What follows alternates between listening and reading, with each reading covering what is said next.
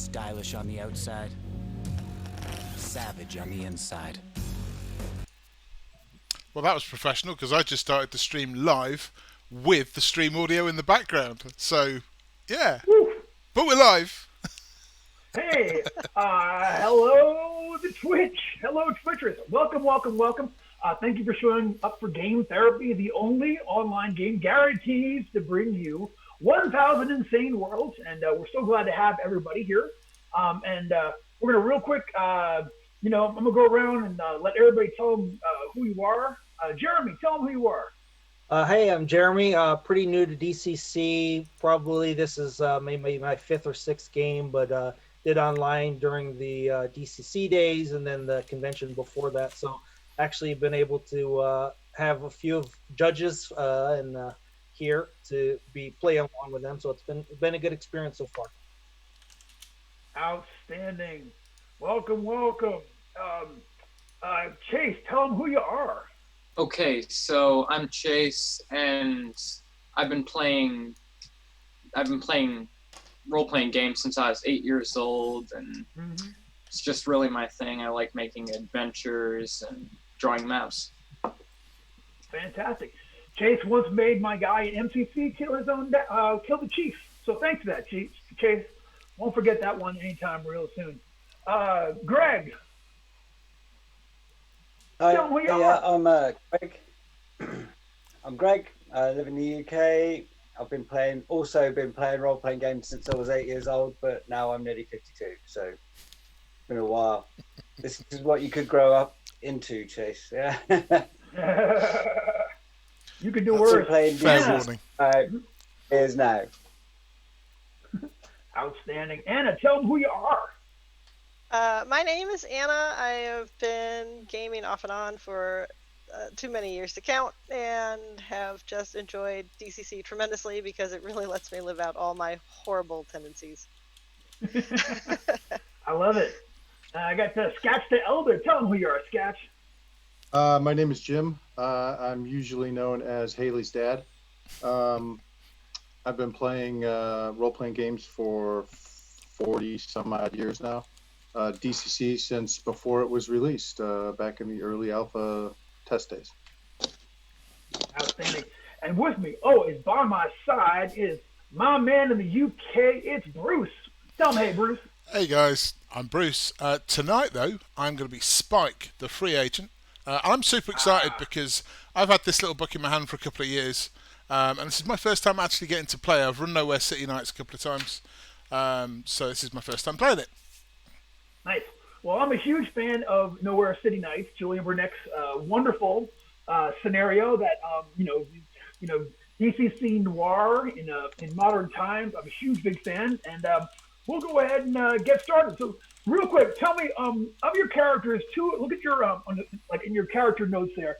It says not including the free agent, but it should say what house you are. Who's from Holly House? Full Nelson, Jeremy. Yep. Hey, yeah, Robert. And Robert. Okay. So we're gonna start off in Holly House. Okay. So Holly House. All the Gutter Knights are there at the end of a long martial practice. You guys have been at it for 2 hours. You guys are just once again, now you're standing to attention as second. Sorry, I lost my page. You guys are all standing to attention. For Penny? Yeah, Penny. Actually, yeah, that's exactly right.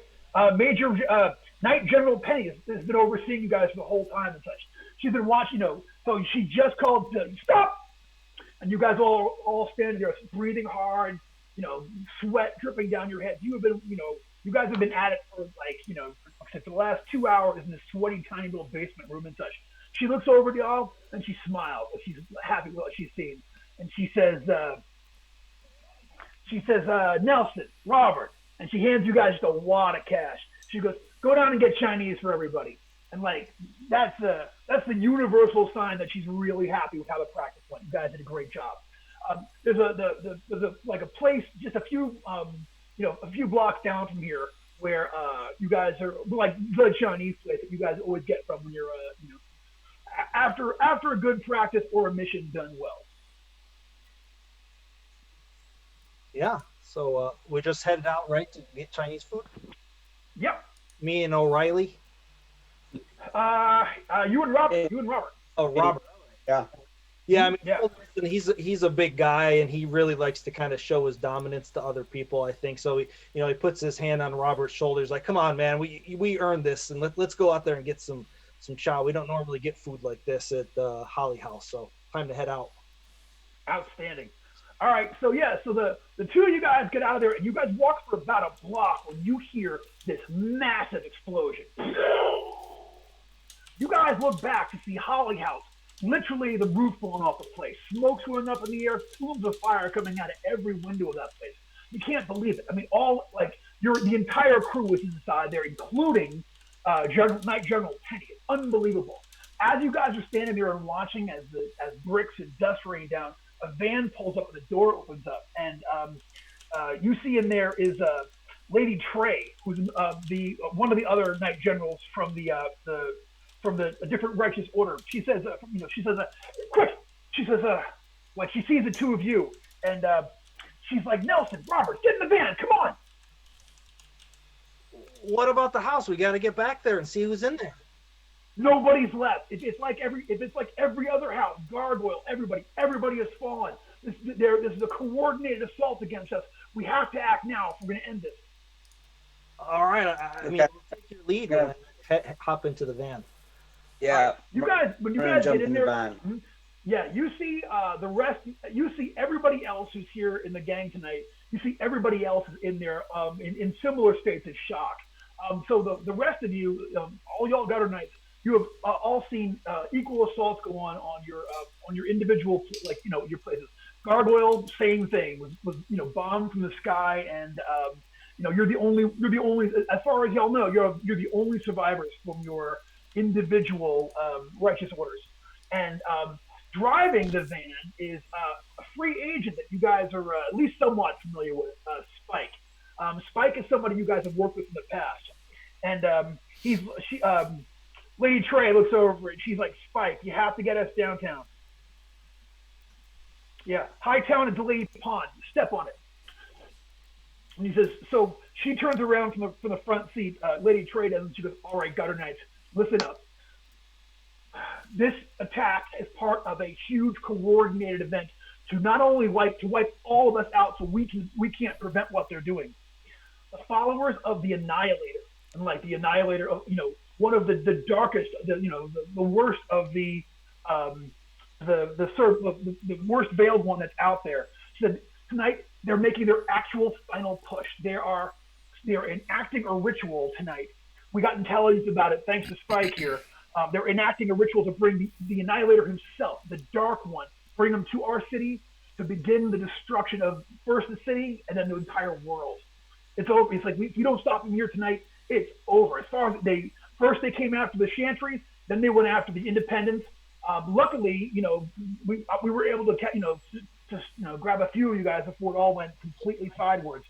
But yeah, they're down there. They're at the Delancey Park Memorial Auditorium. You heard of the Return of Keeley concert? It kind of rings a bell. So Keeley is a pop star, and a year ago she was actually murdered here in the streets of the city. So tonight they're doing a memorial show for her, and apparently they're going to have her perform by hologram at this particular concert. She said, I don't understand all the details of it. All that sorcery crap is just, makes my stomach turn. But they are getting ready to, we're on our way there right now to stop this because they're going to use the audience members, and they're going to use them to somehow enact their ritual. They're going to, I don't know what they're going to do, drain their power or their energy or using the sacrifices or they're a part of the ritual itself. I don't know. All I know is we have to get down there. We've got about 90 minutes until the show starts. We have to get down there and to stop this before it happens. So Spike, you take a left. You start making your way down up to Hightown, up to Delaney Pond Road. You make the right turn on Margin Street, which is the only way to get up there and such. You are shocked.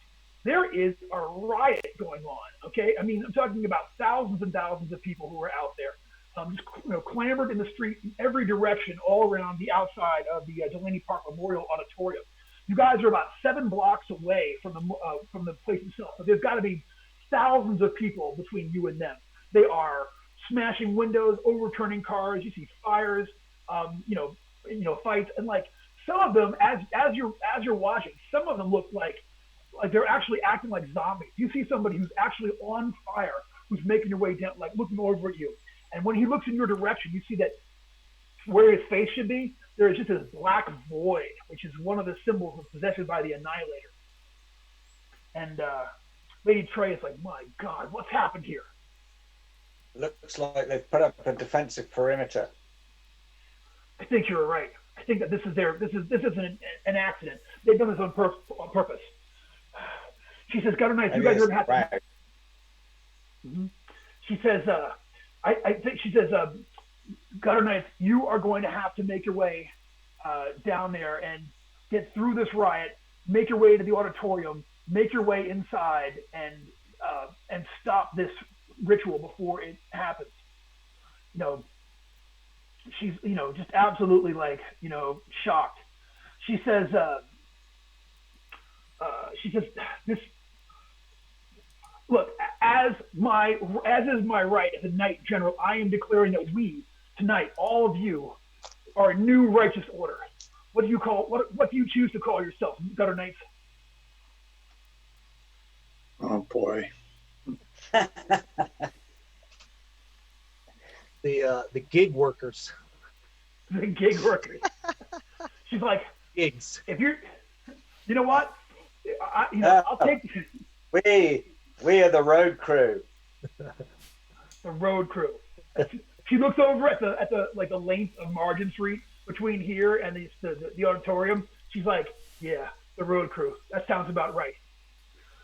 Road crew, it is time to sacrifice your lives for something greater than yourselves. Get out there and do it. You have she says, say your pledge. Do you have your pledge open? Anyone have it handy? And you all say as one, poverty. Oh, you have it? You have it. Wait. Oh, that thing. The code? The oath of the Gutter Knights. Poverty, humility, discipline, duty, honor. You all speak out as if you had it in front of you somehow. Find it. She says, she lets you guys out, and the air is full of smoke, and there's people screaming every direction. She's like, I'm gonna go and try to find see if there's any stragglers we can grab, and if I can, I will return. Good luck, Gutter Knights. Good luck, road crew. She slams the door to the van and takes off to go find if there are any more straggling Gutter Knights. So you guys are now looking at 7 blocks between you and the auditorium itself, getting completely full of people. You're going to have to go through just make your way through this, step by step. Right. Well, so how many people are in the streets? Thousands, absolute thousands. And as you look through you look through them and you can see that this riot must have been caused by, you see multiple people with that black spot in front of their faces, just it's like from every direction you look at them, it's as if you're looking into this terrifying dark void. And you think that they, like you said, they have set up a defensive perimeter by somehow possessing people and causing this riot out in front of the auditorium. Are there any pieces of debris that we could use to shield ourselves from the riots? What kind of stuff you what are you talking about? Something that we can put in front of us to stop them from just pulling us over. I mean, there are things like broken barricades there that you could grab, but you don't know what you could grab that would actually keep people. Like I said, you're up against a sea of people. But you look around and there are, like I said, there are like some police barriers. They're heavy though. I mean, they weigh probably like 100 pounds each. A metal rack on stands that you guys can like lift up and hold there in front of you.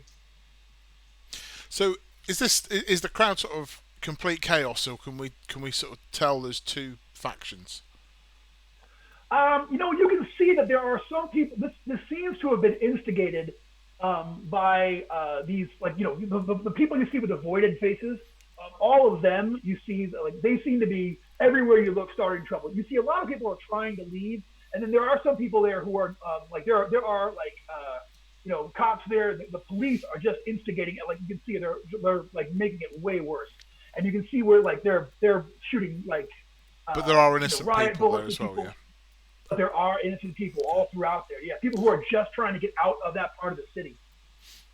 Okay. We're on a corner or at an intersection, technically speaking? Yeah, you guys are on an intersection. Normally, this would be a seriously busy intersection, but traffic is stopped for like blocks in every direction. Okay. Is there a fire hydrant on any of these corners? Give me a luck check. Roll a d20, roll low under your luck, and yes, there is. Natural 1. Beautiful. Yeah. So there's. Yeah, there definitely is, and there's nobody standing around it right now. I want to go over there and bust off one of the nozzles that's aiming strategically towards the crowd, preferably towards maybe the police or more of the blackface people, just to spray them back or out of the way. Nice. All right, give me an attack roll. So it's really easy to hit. Obviously, I mean, you could be a 5 or better, you can hit it. But let's say. I'm gonna say, like, you get a 4 on your deed die, you can like blast people back a little bit, like and if you get an actual 5, you'll knock them back far enough to get a half a block all the way like forward before. Okay. So just make your attack roll and roll your deed die on top of that. Sure. 18 on the attack, 2 on the deed die. Okay, you feel like spending a couple points of luck on that deed? Of course. Let's throw 3 more at it and make it a 5 total. That's fantastic. Okay, so y'all see Gino. What weapon did you use? I'll just say I used the blunt end of the short sword. I'll use the. Gotcha. Gino goes over there with the blunt end of the short sword. Boom! Just knocks the cap off of the lee side of that strategically placed fire hydrant. A blast of water comes back there. And not only does it shoves a bunch of protesters, like kind of like, in every different direction. And it's sort of like you wind up getting like 4 of these, annihilation-faced people sort of like shove them back and such, and like, knock them back. Even the one guy who was the one who was on fire, who you saw up front, you actually put him out. Probably saved his life should he ever come back from being possessed. That's going to give you enough space where you guys can get a full half a block and be down to 6.5 blocks up ahead. You guys advance? Sure. Okay. Yeah. Take grind when Are we we can, advancing I guess. Are we advancing in the van, or are we just getting out and walking? She dropped you guys off, and she took the van to go see. She took the van. Okay. She could find. Yeah. Yeah. Mm-hmm. So yeah. Okay. All right. So I was wondering if there are any alleyways that we can take to reduce the number of people that we have to deal with. We can cut down a back. If you can go a full block, you can get to an alleyway. Like if you can get to the end. So right now you're halfway up that first block. If you can get to the end of that alleyway, you think you can like sort of see down there and see what's going on. You know what I'm saying? Possibly find a way to get around as you guys get closer. So you guys just start making your way through, just start pressing through people who are advance and try to like get to the end of this block. Yeah, I'll take the lead and start trying to bully. I will pick up like a piece of wood longer than myself, so something 3, 4, 5 feet long. Yeah. Hold it horizontally and just start pushing my way through the crowd to try and open up a space behind me. Peter found a police barrier. If the two of you guys work together, you all can lift that up pretty easily and sort of use that as the focal thing to be sort of like behind, Right. So Peter, grab the other end of this. Yeah, sure.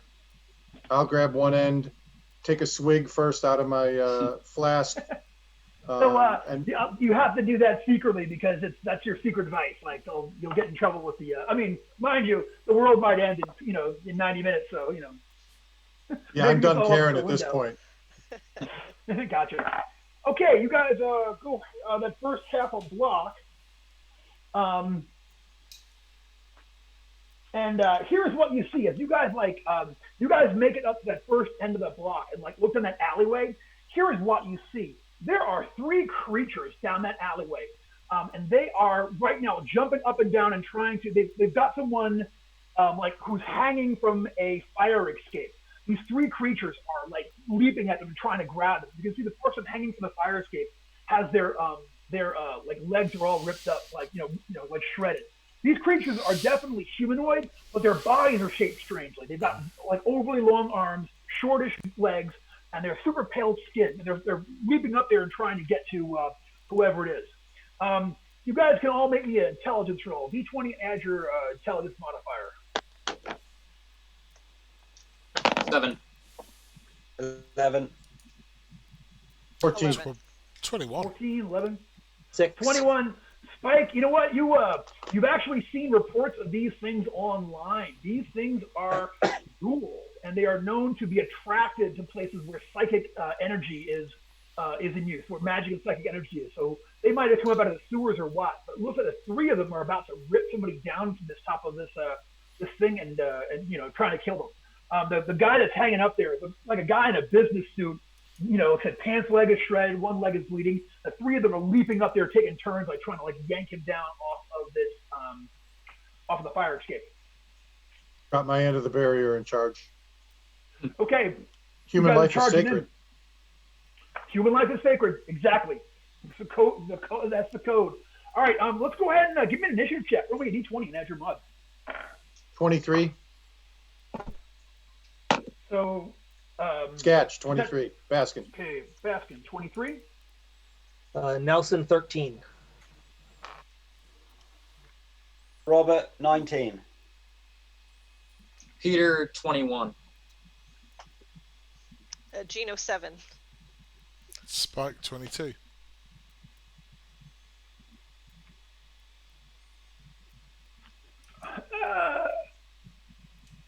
Hold on, guys. Come on, man. Dang it. Hold on a second.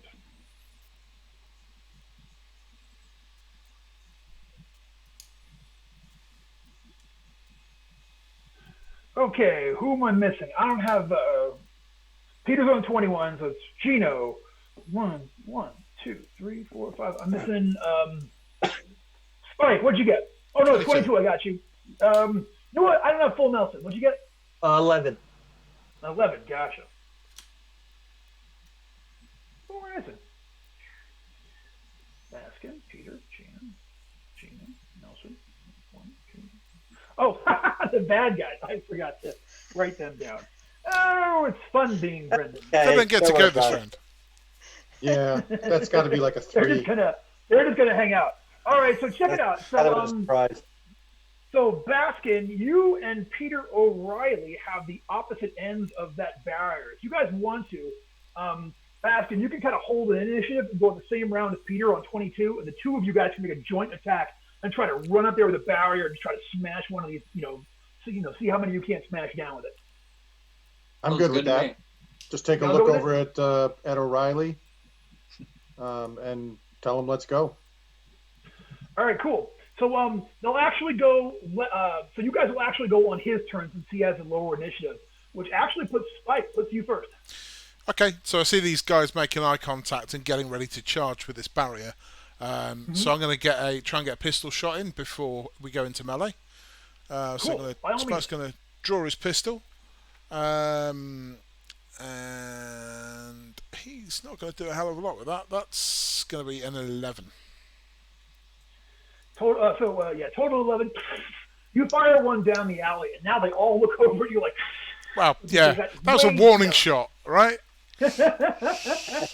You wanted him to turn towards us, so when we hit him with the barrier, it's got that much more impact. Absolutely. Gotcha. Thank you, Spike. All right. We appreciate You're welcome. it. All right, so Setting it up for you. So here's what we're gonna do. We're gonna have Baskin and Peter make one attack. Roll at the same time. D20. Roll your deed die, and then add your strength modifier to each. And tell me what each one you get. 21. And what you get in your actual deed. 5. 5 of the deed. Nice. Peter, how'd you So, do? pulling out the deed die. That'll be 17. 17. Okay, so and what did you get on your deed total? 3. 3. Okay. Yeah, I'm gonna say with a 15 and a 3, I'm gonna say that you guys can actually go ahead and hit all 3 of them and do damage. So let's give him I'll say what Sketch, you roll 2, Chase, you roll 1, and that'll be a die 6 plus your individual deed die plus your strength modifiers. So go ahead and give me all those numbers. You said to roll 2? That'll be Yeah. 9 for me. All right, so Pete, you did 9 on your go. Oof. Wow. I just rolled 2 6s. So that would be 12 and 12. Gosh. Nice. So yeah, so you guys run up there like, good day, and slam the mess out of these guys, kind of scatter them back into the alleyway. And the guy that's hanging up top there is like, oh my God, they're monsters, they're real monsters. And the creatures all look at you like they're getting ready to. They're furious. They're all wounded. The 2 on the left are like really knocked about pretty badly. So Robert, you can go next. You are the next in the hit parade. Okay. So I'm at the head of this alleyway, and there's combat down there, so I don't really want to go shooting. So I'm going to get my hand axe out, and I'm just going to run down there. It's got lucky weapon, name a lucky weapon. So I wrote down hand axe Apache Tomahawk because I thought that would be cool. Nice. But then I realised I don't have a luck bonus anyway, so it doesn't matter. But I've got an Apache Tomahawk. You never know. Yeah. So I'll just pull that off my back and then run down there and start wailing on them. Gotcha. All right. You go ahead and give me your attack roll.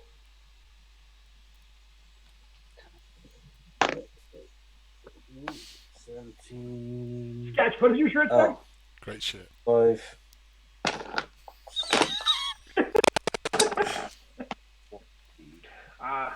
Someone's been to my Renfest. How we do total there for Robert?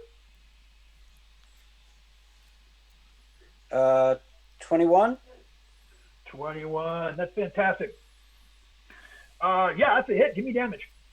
Let's see, it's this guy. Hand axe 1d5 plus 1.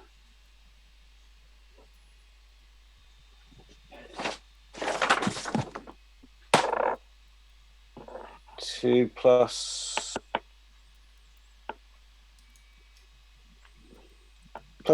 the deed I rolled as well, yeah, which was a 4. Yep. That's 2, 3, yeah, 7. You know what? So y'all see Robert ran over there and just smashed the mess out of one of them. One of the guys that was there at the barrier, just completely clobbered him. The thing just falls over, smashes into a bunch of trash cans that were sitting in there and just is like laying there across the, scatters trash everywhere. The other 2 hit. One of them leaps at Robert. Here comes their attack. Oosh. That is going to be a total of a 9. I'm sure that misses you. The other one is going to go after 1, 2, 3, Baskin, 4, 5, 6, Peter O'Reilly. What's up, Baskin? One of the last surviving ghoul, he actually leaps over the barrier and is coming down at you off the top rope styling. He is going to get an 11. I don't think it hits anybody with an 11. Well, that was a sad round for ghouls everywhere. And when he gets close to you, both of y'all, when they get close, you guys can feel this kind of weird coldness coming off of them. They're just sucking the life force out of you just by being there. That's all right though, because Full Nelson's about to go full berserker. So there's 2 left. Nell, how you gonna do it? He's in an alley, so he just Full Nelson just runs down the alley, grabs 2 garbage can lids, and he's just gonna do cymbals. Try to do a cymbal smash on one of the ghouls' heads. Garbage can, cymbal smash, head. I love it. Give me an attack roll. And tell me what you get in your deed die. So it was a 17, 2 on the deed die, So Okay. 2 to hit. So, 2 yeah, I will count that as with only a 2 in the D die. You don't quite get the. I love a parade. But you will hit with one of those things, so that'll do die 3 plus the 2 on your D die plus your strength modifier. Okay. So 5 altogether. Yeah, you actually take out the other ghoul, the one that. So there's one left. It is Gino. Gino, there's one left. It's the one that jumped over the barrier and tried to get his basket. He's like, now the two of them are like in complete close quarters proximity. What are you gonna go now? The two of them are like. The one that's not in close proximity because I want to throw my knife. there's only one there. He's the one that is. No. There's one left. So. Sure, I'm gonna do it anyway. All right. Well, you know what you can do? You can declare that your deed is that you're trying to not hit basket. You know what I'm saying? So even if you fail, as long as you get a 3, I'll say you don't hit him. All right, sounds good. Hit him. Okay. Or any of us. Don't hope for that. Okay. Well, I got a 5 on the deed die, so I did not hit Baskin. Congratulations. Beautiful. But that is only a what?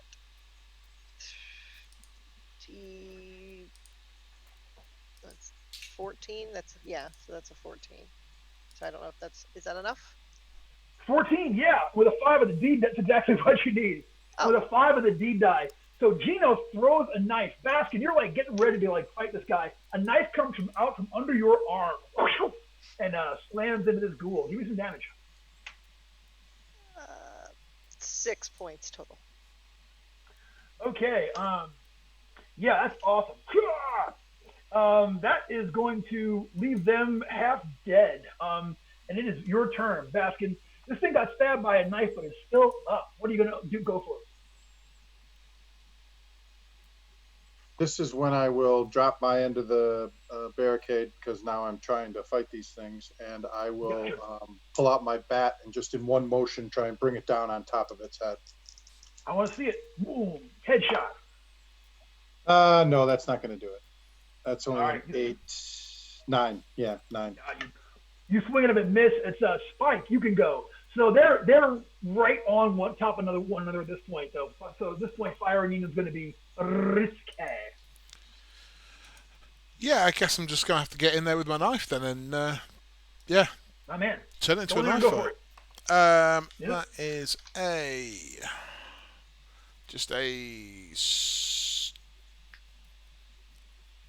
that's a 15. 15. Outstanding. Give me. That's going to hit. Give me damage. Just 2 points.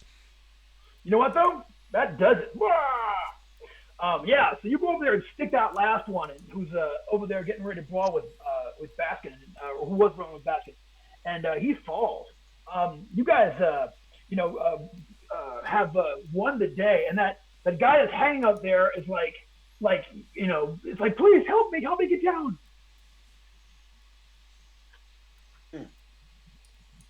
Anyone tall enough to reach him? Yeah, I mean, Full Nelson will go over definitely. Yeah.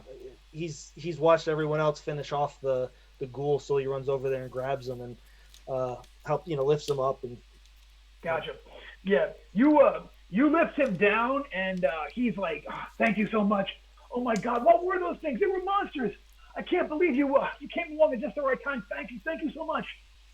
And he goes staggering back down the alleyway. So it looks like the alleyway ends in like a fence with a chain link on top of it. He just gets down there and he's just hiding. Like he like rips off part of his jacket, tries to wrap up the wound around his leg. So you guys could try to your way down the alleyway is stopped unless you guys actually climb and go around to the other side, like go to the other side and try that block over.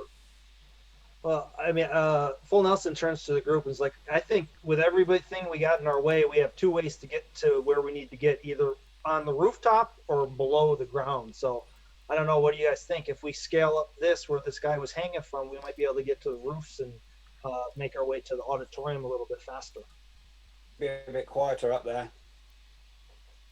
My only Okay. concern is how do we get across from one building to another Yeah, when it comes to the streets? I will say from where you guys like from your characters looking down there, you do not know that you guys could get from one rooftop across, like, especially when you guys get into a street. You think you would just get stuck, like, as you guys made your way across there.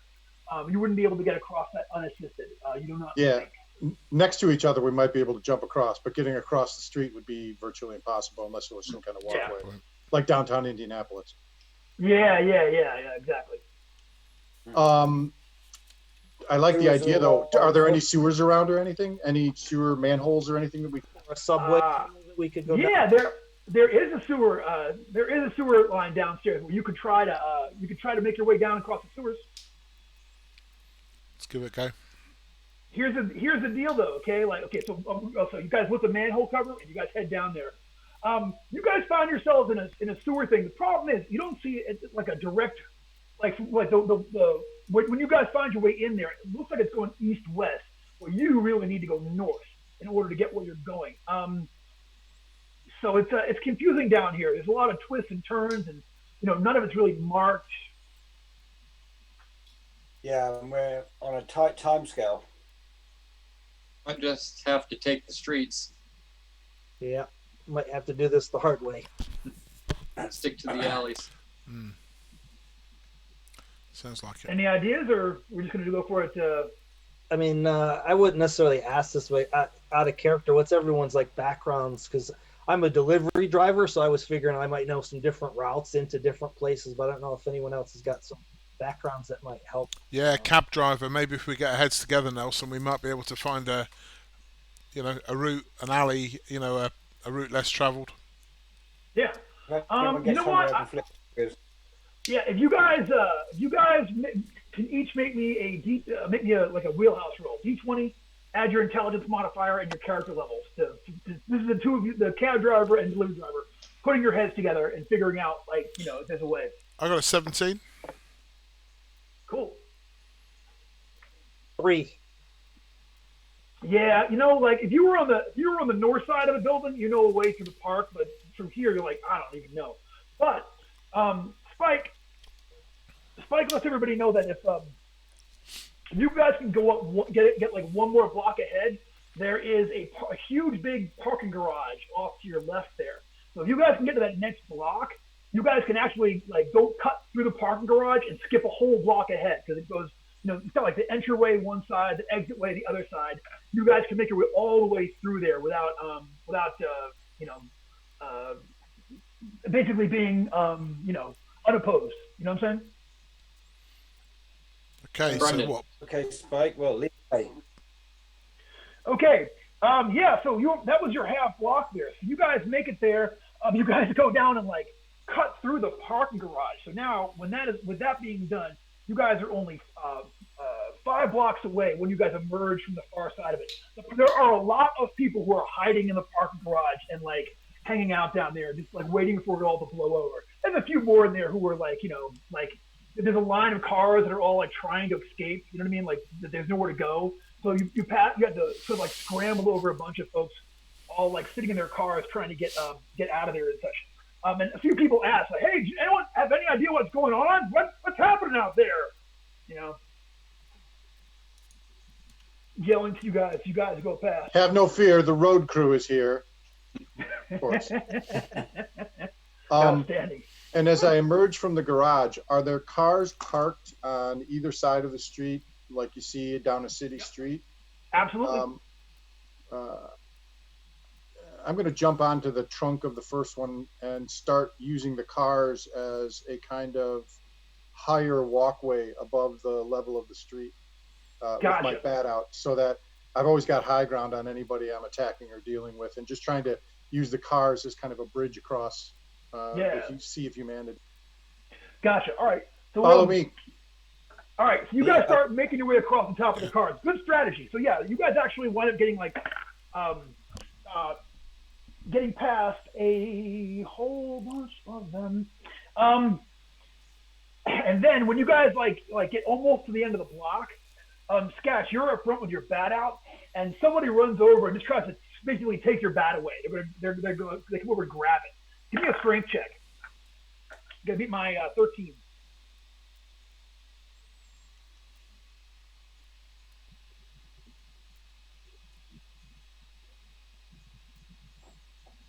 Sorry, nope, 6. All right. I let go of the bat.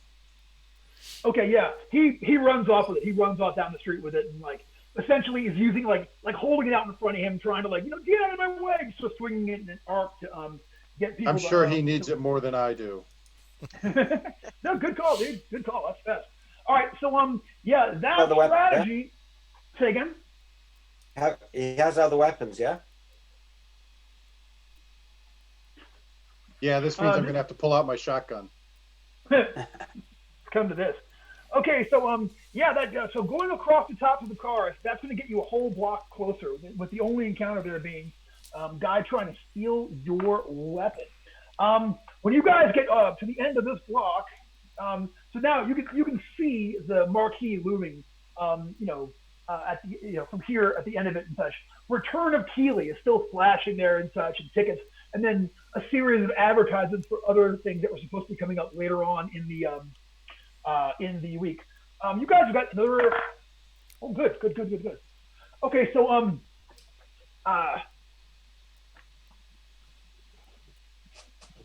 all right, so you guys hear somebody yell out all night long, which is like a code the gutter knights use sometimes in order to let guys know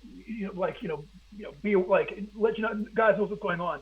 So you guys are going down the left side of the street. You can see across the way on the right side of the street, you see that there are 2 gutter knights that are down there that you recognize, Brett and Allison, and you can see where the one of them is laying there, like obviously has been knocked out.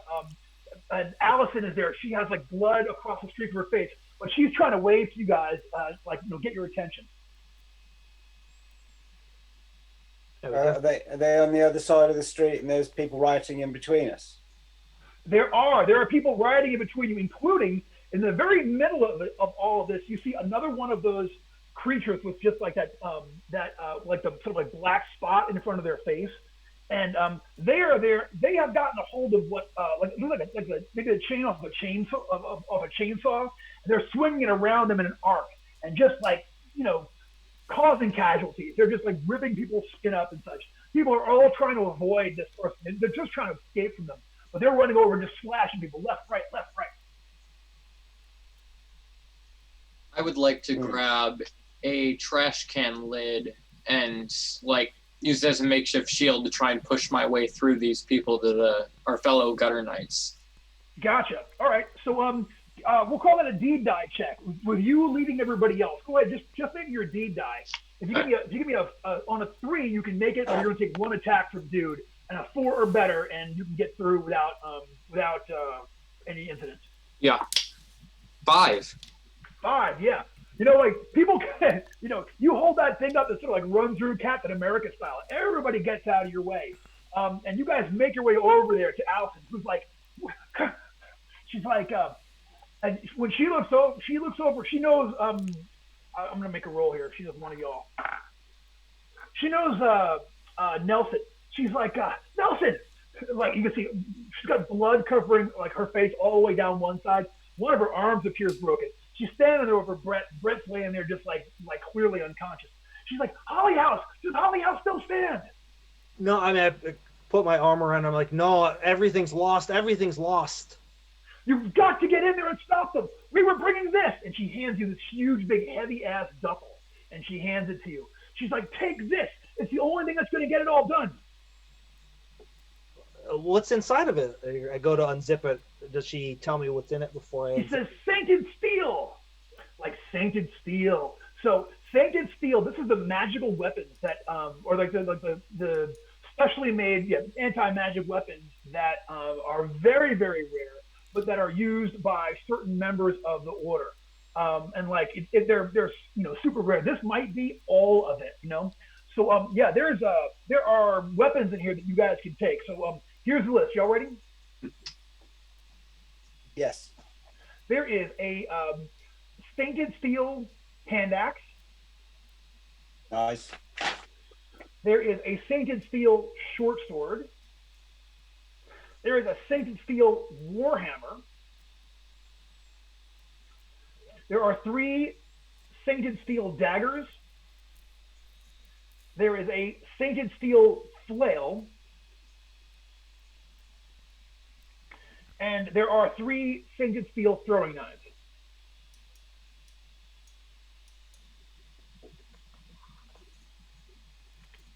If She there's hands no you the whole bag. Say again? if there's no objections, could I have the warhammer? I'm good with that. I'm gonna grab the hand axe. Okay, hand axe. You get the hand axe, you get the warhammer. I'm glad I gave up that bat because if no one minds, I'll take the flail. Okay, flail, die 6. Suits you. Say again? It suits him.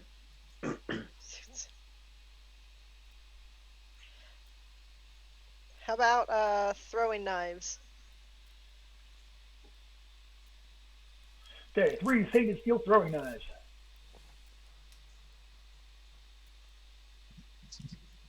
I mean, Full Nelson's just got the bag open. He's kind of taller, so he's kind of keeping guard and watching out while everyone's rifling through the duffel bag and grabbing everything out of it. Gotcha.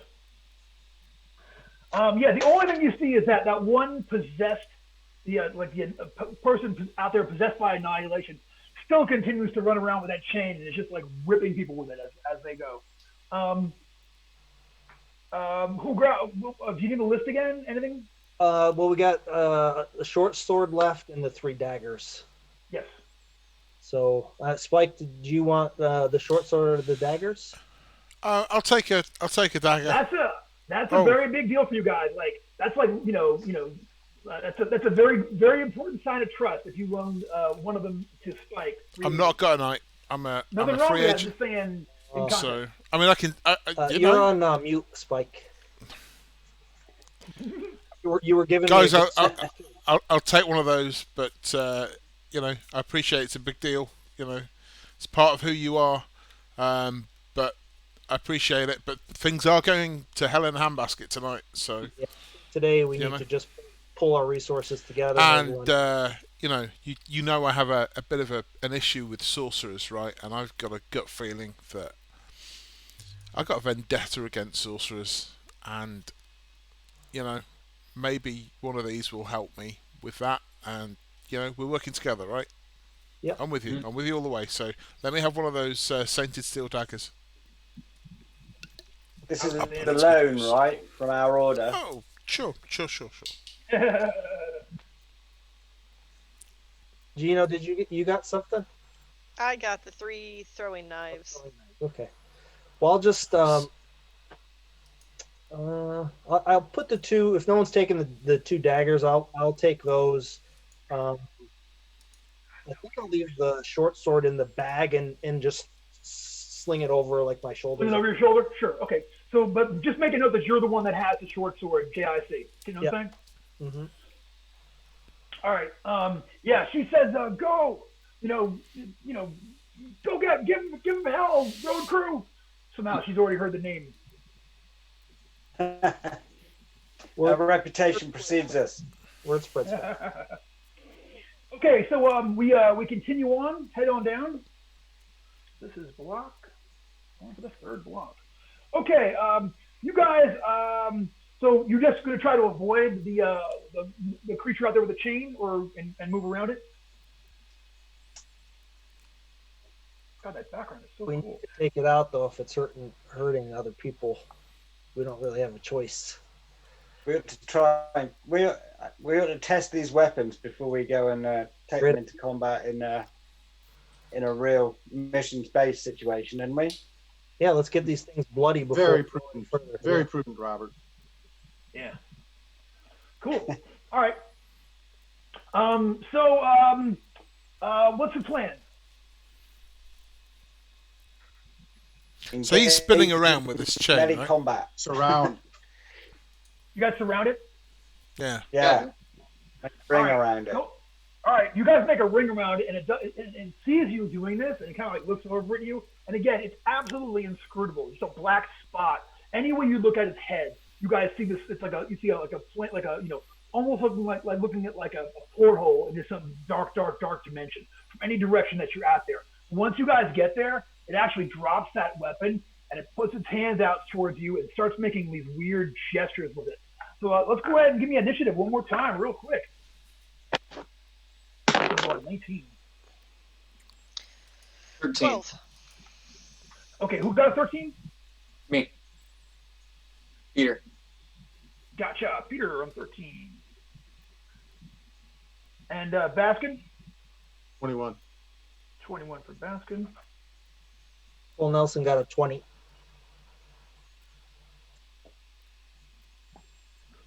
Phil Nelson got a 20. Gino? 12. Okay, Spike? 14. Robert? 23. Look at you, pole position. No pressure. 2, 3, 4, 5, 6. All right, that's cool. So it's going to be Robert, Baskin, Nelson, and then the creature, and then Spike, Peter, and Gino. So, Robert, you can go first. Okay, well, I'm going to go in there. I'm going to hit it. Try and hit it with the hand axe. I'm using the tomahawk as a parry weapon. Okay, gotcha. So you're going to use it for defense.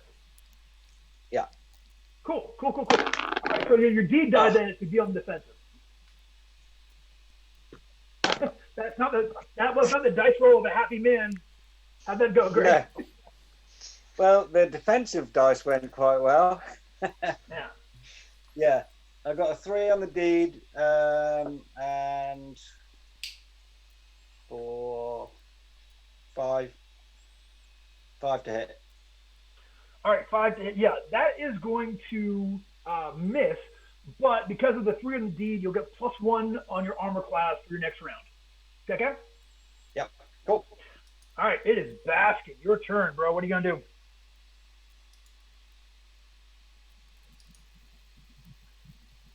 Well, I believe the whole point was to test out these weapons, right? So this is a flail coming at its head. Like I'm going to attempt to disengage its weapon from its hand. That's my deed. Gotcha. All right, do it up. That is only a 13 with a 2 on the deed.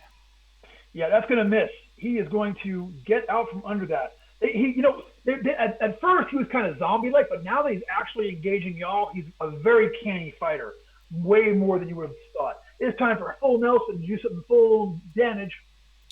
It was terrible. Best one ever. I liked it. Good setup. I'll work on it. So he just charges right toward him. The idea is just scoop slam, and then slam, and then stab him with the silver dagger. Gotcha. All right. Yeah. Make your attack. Well, I got a 5 on the deed die, but only a 2 to attack. So. Yeah, your move was great. He just hops right, like leapfrogs right over you and lands on the other side.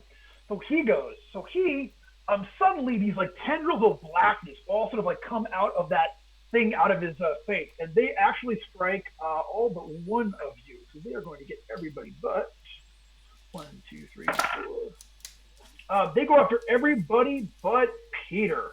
Everybody else, go ahead and please give me a reflex save. DC 13. Ooh, I might chuck a luck into that and make it 13. Okay, you got it. Robert gets a 13 and makes it. Baskin got a 15. Baskin, 15, good. Oh, that's a no face, Gina. That's a no face for Gino. Yep. At 4. Okay, anybody else fail? Well, Nelson got a 1. All right, Spike and Gino are the only 2 fail. Is that what I'm seeing? No. Full Nelson only got a 1. Gotcha. Full Nelson on a 1. So here is what happens. Do that bad, but ouch.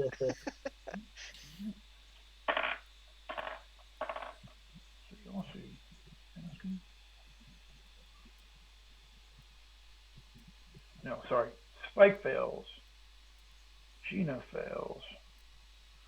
And Full Nelson fails. So here is what happens.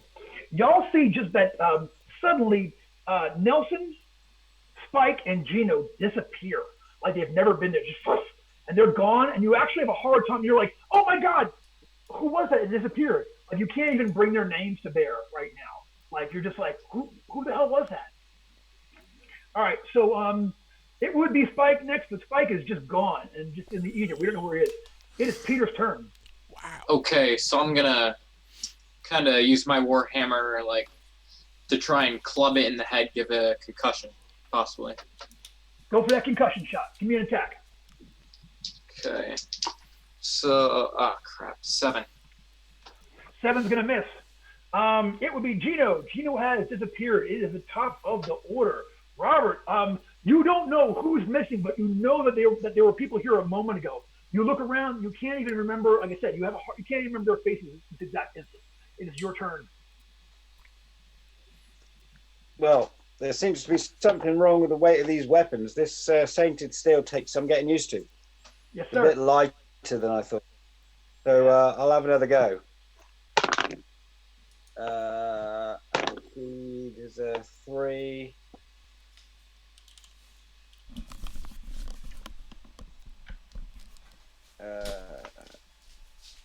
16. 16. That is going to hit. Outstanding. Give me some damage. Okay. So it's, D4. By the way, that's some serious in-character play by Bruce right there.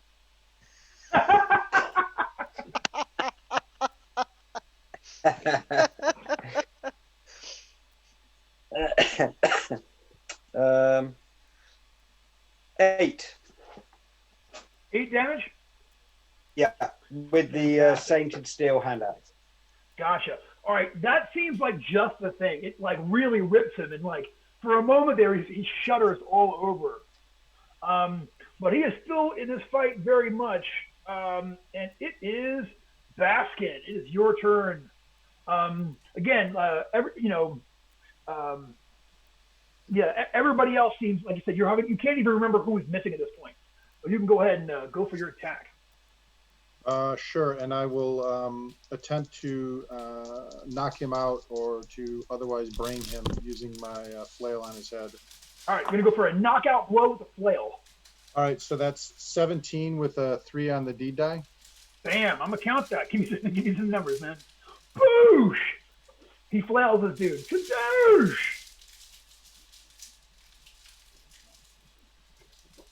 You're muted. Sorry, 8 damage. 8 damage. Total of 16. All right, so here is what happened, okay? You hit this thing in the head, and I'm going to make a roll for it to stay conscious, because it won't, on a 3, it's not going to be an instant thing. So he's going to get a saving throw. He did 8 damage. I got a number in my head. I got a 2 on my crappy saving throw. That's terrible. Was that the number in your head? No, the number in my head, imagine a 1 in front of that, and then a few more, and you're about getting there. So, he swings around, Robert has his attention for a moment. Basket comes up from behind him and just, boom, flails the thing across the head. It falls over, falls down, and falls unconscious. A couple of things happen when this happens. First of all, that black spot disappears.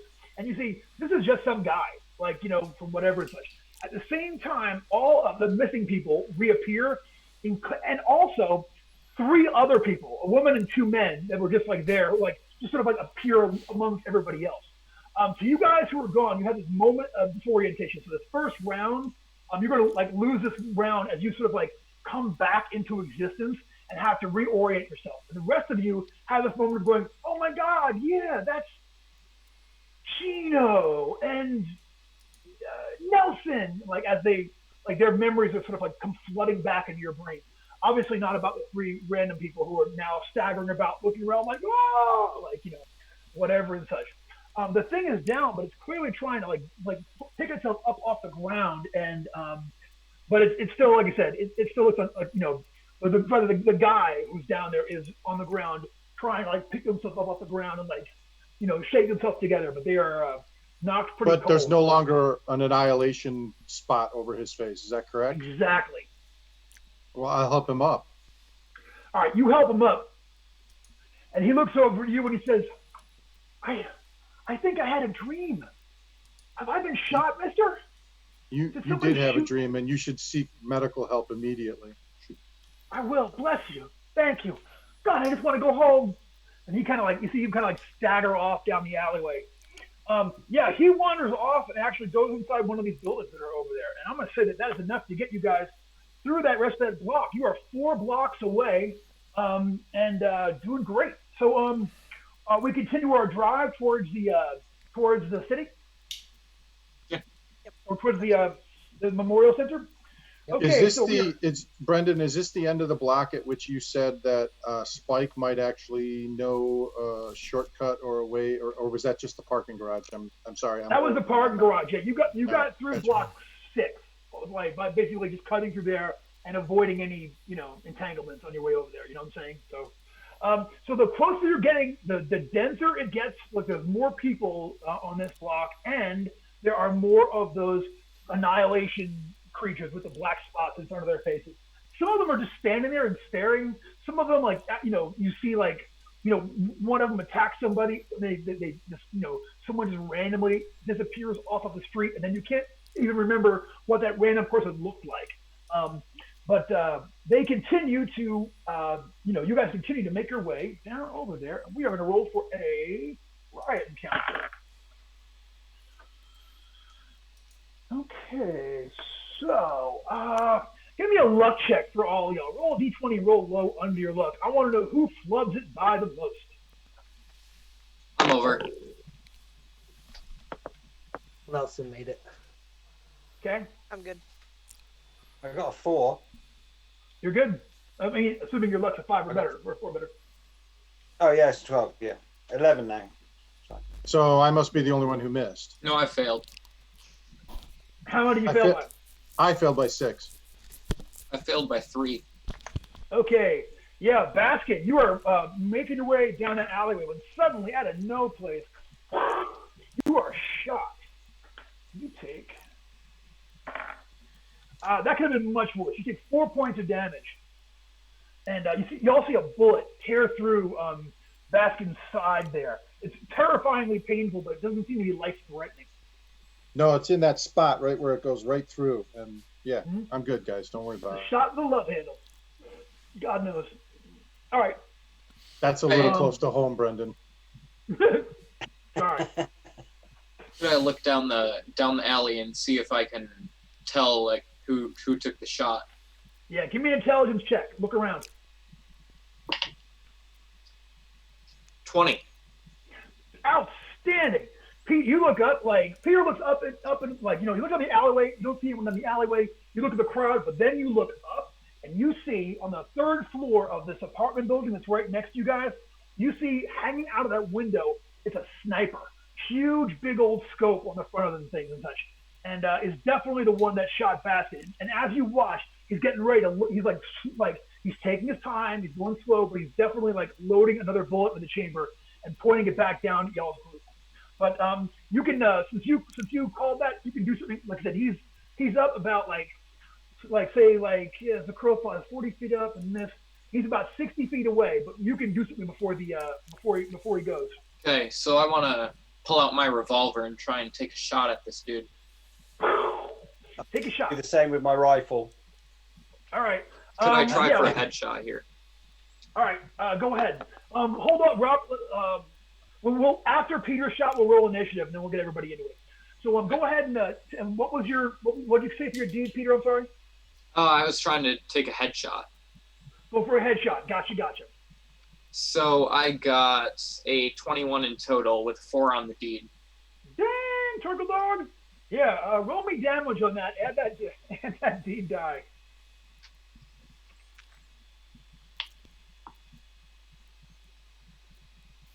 Eight. Yeah, 8 points of damage and a 4 dot on a D dot. I'm gonna give him a roll there. Yeah, he actually slumps forward in the window and is kind of hanging over there. You see that rifle fall all the way down to the ground. Big old sniper style rifle laying there on the sidewalk in front of that apartment building. Great shot, dude. I'm gonna run over and grab it. Okay, give me an agility check to make it over there. Yep. Just a D20, add your agility modifier. 15. Yeah, a few people go to it, but you get there first, and once you have it, you get a level of respect you have thus far not been afforded in this riot. People sort of back away and in some cases just running away. Cool. Is Okay, it so still serviceable?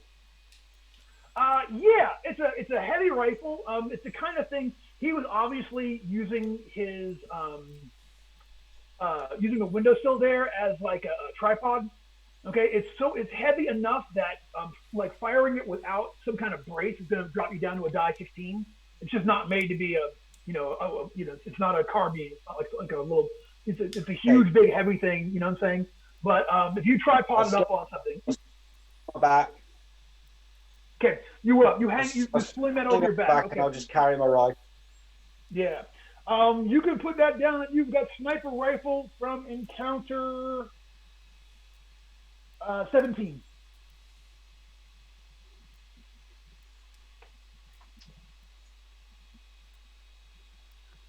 All right, we continue to go forward. Yep. I'm gonna pour a little out of what's in my steel flask onto the wound just to make sure it's Gotcha. sterile. You got it, man. Yeah, you sterilize that. All right, you continue to make your way forward. So that is block. You are now on block 3. You are getting very close there to the building itself. Okay, so when you guys get to the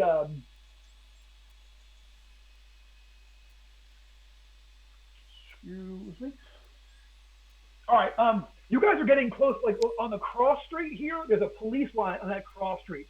So when you guys get to just before the what would be block 3, 3 blocks away from the Civic Center itself, there's a police line. You'll have to go past it. But you look over there, and it looks like a lot of people in that line have that black spot in front of their heads, and the other ones don't seem to have noticed. Like they're just still they're still standing there. There's a line of riot shields, line of clubs, but a few of them you can see have this black spot in front of them.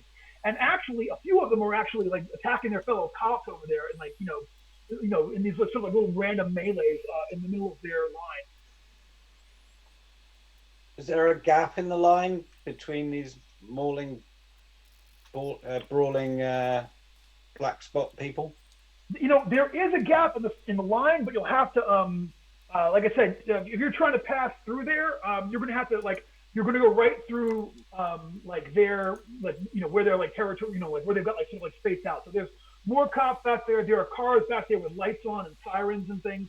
So so you can cut through the line, but you're still going to be in the middle of this huge patch of law enforcement, all of whom are heavily armed, and a few of whom are fighting amongst themselves. You see, there's 3 different of these. 3 of the policemen seem to have those black spots in front of them and are, fighting with other ones. And as you watch, you guys see a policeman just sucked off the line, and just sort of this thing, black tendrils comes out in front of this thing and just sucks one of these guys down. Maybe we should go around. Do our cab driver and delivery truck driver have any way around this, even if it make a roll? A couple extra D20 blocks? as your mod.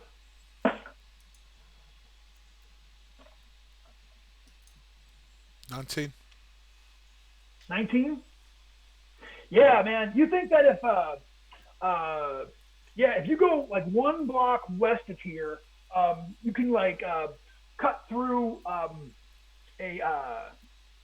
you can cut through basically go over to the next major street and try going up block up that way where maybe the police presence isn't so much. Worth a try. Okay. All right. So you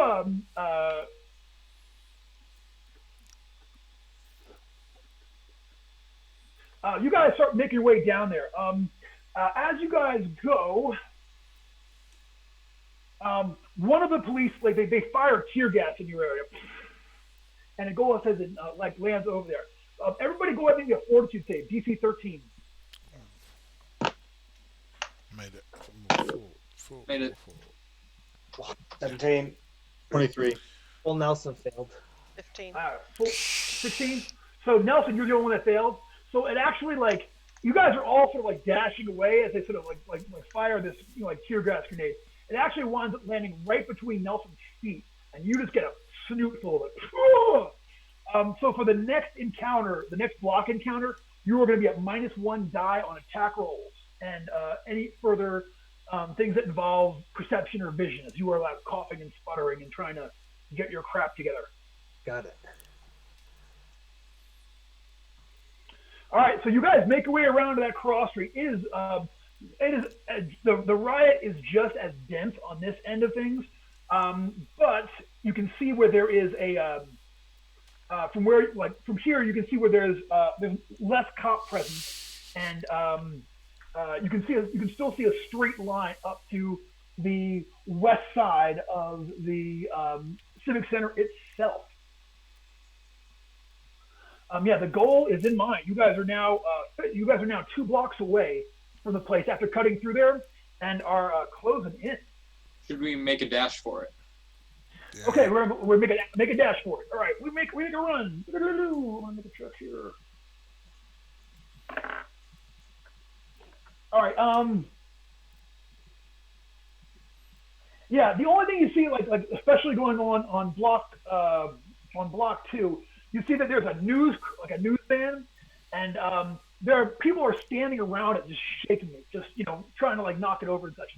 And on top of the news van, you see there's a reporter up there who is just hanging on to the antenna array, like for dear life. There's also maybe a cameraman, like who's sort of like on their belly, just trying to hang on to the top of this van as this thing gets shut.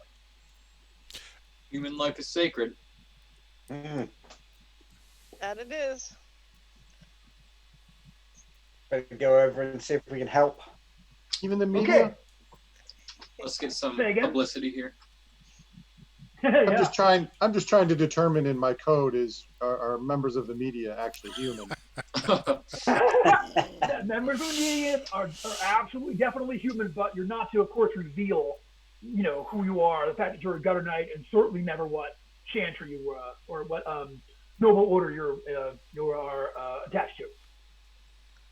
All right, so you guys get up there. You see that there are 8 people on the outside of this van, like just shaking it for all they're worth. And the lady on top is like, leave me alone, go away.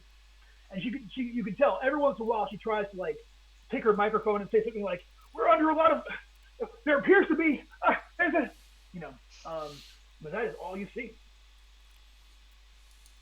And Is there anyone in the van that can drive?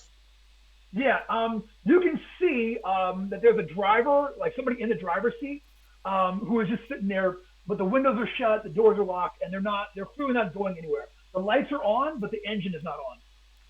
Are these normal people, or are they some of the abyss people or whatever? Yeah, these just seem like normal folks. Just actually, when you get up close, you realize that all of them are wearing. Hold on a minute, let me grab my thing here. Yeah, all of them are wearing jerseys that say that basically put them as members of the Nowhere City Clippers soccer team, and you realize you kind of have a vague recollection. Oh yeah, tonight was soccer. Like they must have like gotten out at the same time and sort of picked up the riot, just sort of here as a part of it and such. They've all got Clippers jerseys on. Probably British. Yeah, I mean, it was Yeah, Football players. probably. I was never gonna. How did Arsenal do last night, Brendan? Just like you damn think they did. They didn't do great. Yeah, they did not look good. You know what? Great. Everybody just. You know what? It's discussing for another time. But Moving on. Well, the best part is if they're soccer players, we should be able to disperse them fairly easily. Yeah, just pull a gun on them. They'll scatter. If they're players, yeah. If Okay, they're fans, if you wanna- another story. Yeah, an intimidation roll. If you're going to try to intimidate them away, I just want to hear what the plan is and how you're going to actually do it. Pull my How revolver about out. gunfire? You can actually fire a few rounds off. A Who warning all shot. is going to fire a round off to try to scare them away? I'll take a warning shot. All right. So Pete's going to do it. So go ahead and make me a personality check. Roll D20, add your mod, and also add your deed die on top of your personality check. Anybody else firing? I'm going to wait to see Yeah, I'll how give it a his shot. goes, and if it doesn't work, then I will step in and do a nice powerful one with a shotgun. Gotcha. So- I think I heard Robert's going to fire one. Yeah. Yeah. Take an additional +1 on whatever you get for that. So I got an 18 total. 18 +1 is 19. Yeah, that chases them all away from the side of the van.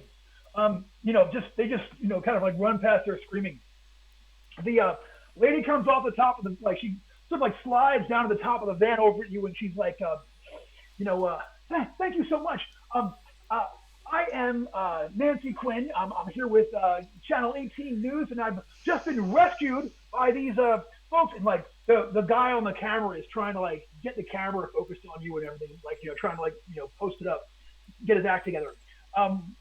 She's sort of like trying to get all of you gathered in one sort of like camera angle shot. I'll walk up to the camera and put my hand over the lens like that. Whilst Robert's doing that, I'm going to sort of try and get her attention and say, "We're not important here. Look at the jerseys on these yobs that were get." Yeah, she yells up that works. She yells up to her camera guy. Yeah, get those guys! They're running off. They have literally run like half a block down and are now trying to turn another car over. So they're so they start filming them, and you guys can make your way back onto the final block before you guys actually make it to the building.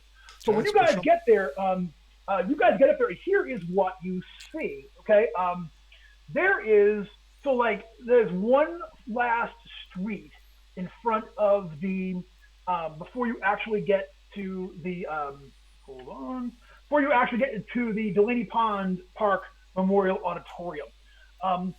The street itself is full of rioters. You do not see any of the Annihilation Face ones here, but on the far side of it, like on the green lawn that surrounds the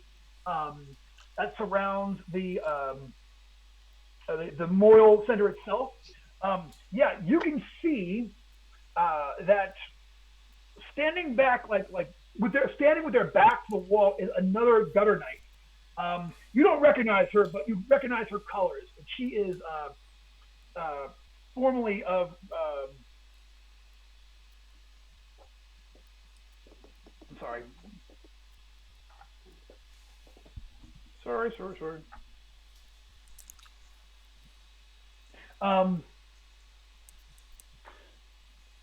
She's formerly from the High Street group, which is a tiny little small splinter group and such. But she's got their colors on. She has got her back up against the wall of the actual auditorium, and while she's there, you can see that she's got some kind of pole that she's sort of swinging around her in an arc and trying to keep a bunch of creatures at bay. These are not, however, the same creatures as you saw before with those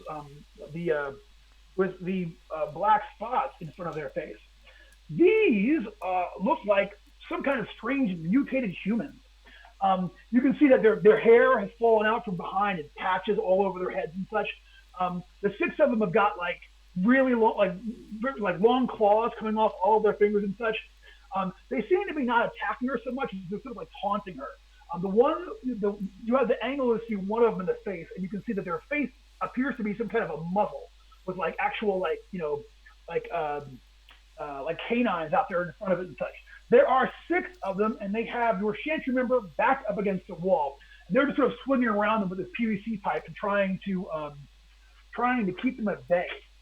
So how far away is this? So it's not far as the crow flies, but you have to get through.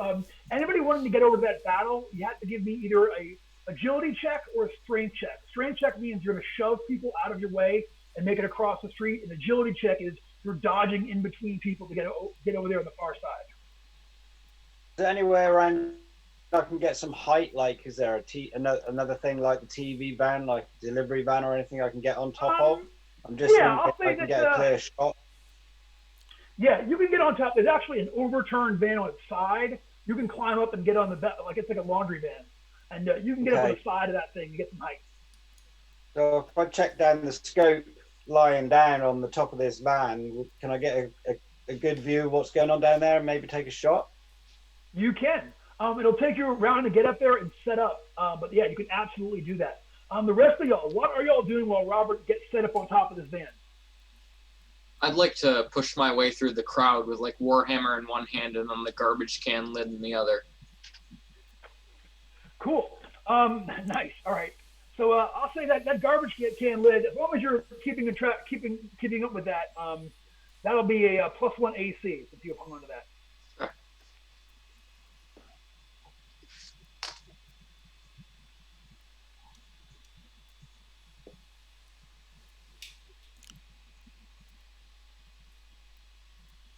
Sorry. I got somebody asking me about. I'm sending a text to somebody who just asked me what Twitch channel we're on.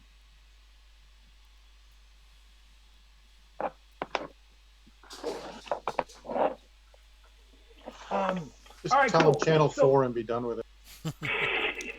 All right, so Peter, give me that strength check to shove your way across there. Okay. 17. Yeah, Peter shoves his way across there, Warhammer and garbage can lid in hand, and makes With- their way to the far side. Anybody With else? try? Baskin right next to him, and I also rolled a 17. Baskin makes it across with a 17. Discount Captain America and Baskin making our way through. Absolutely. What are the rest of y'all doing? Nelson, Spike, and Gino. Yeah, I'm gonna. Nelson's gonna make his way across, but I think even though he's strong, I think he's gonna try to dodge his way across and try to not knock over people on the way over there. Gotcha. Give me that agility check to make it through this barrier without actually having to like smash anybody down. 19 plus 1. 19? So, yep. Yeah, 20. outstanding. Yeah, you just cut through, juke through the whole crowd of them and get to the far side along with everybody else. Yeah, Spike's going to do the same. You know, his weapons are fairly well concealed within inside his leather jacket. He's trying to sort of slip through and sort of slide sideways. Gotcha. Give me an agility check for Spike. That was an 11. Yeah, 11. You get halfway through, and a rioter actually grabs onto you and is shoving on you and such. Give me a strength check. You are in a grapple. That's 3. Okay, so you were going to have to break out of this grapple in order to get away across because you are grappled this round. So last one that I haven't heard from is Gino. What you gonna do? So I will go ahead and sneak through the crowd since my weapons are pretty well hidden too. So Gotcha. Give me an agility check. natural 1. Ooh, yeah. I got something for a natural 1. Here is what's your armor class? 14. Okay.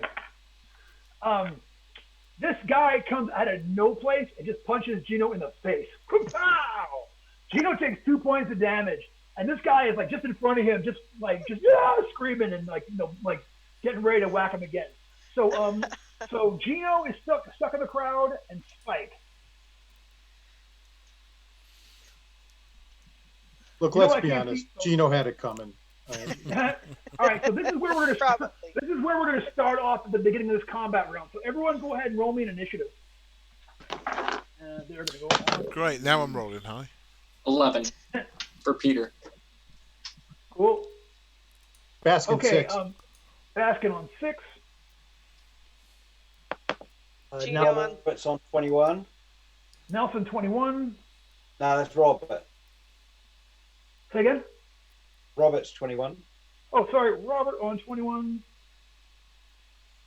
Gino. 13. 13 for Gino. Nelson was 22. 22 for Admiral Nelson. Spike's on 23. Goodness gracious, look at you with the.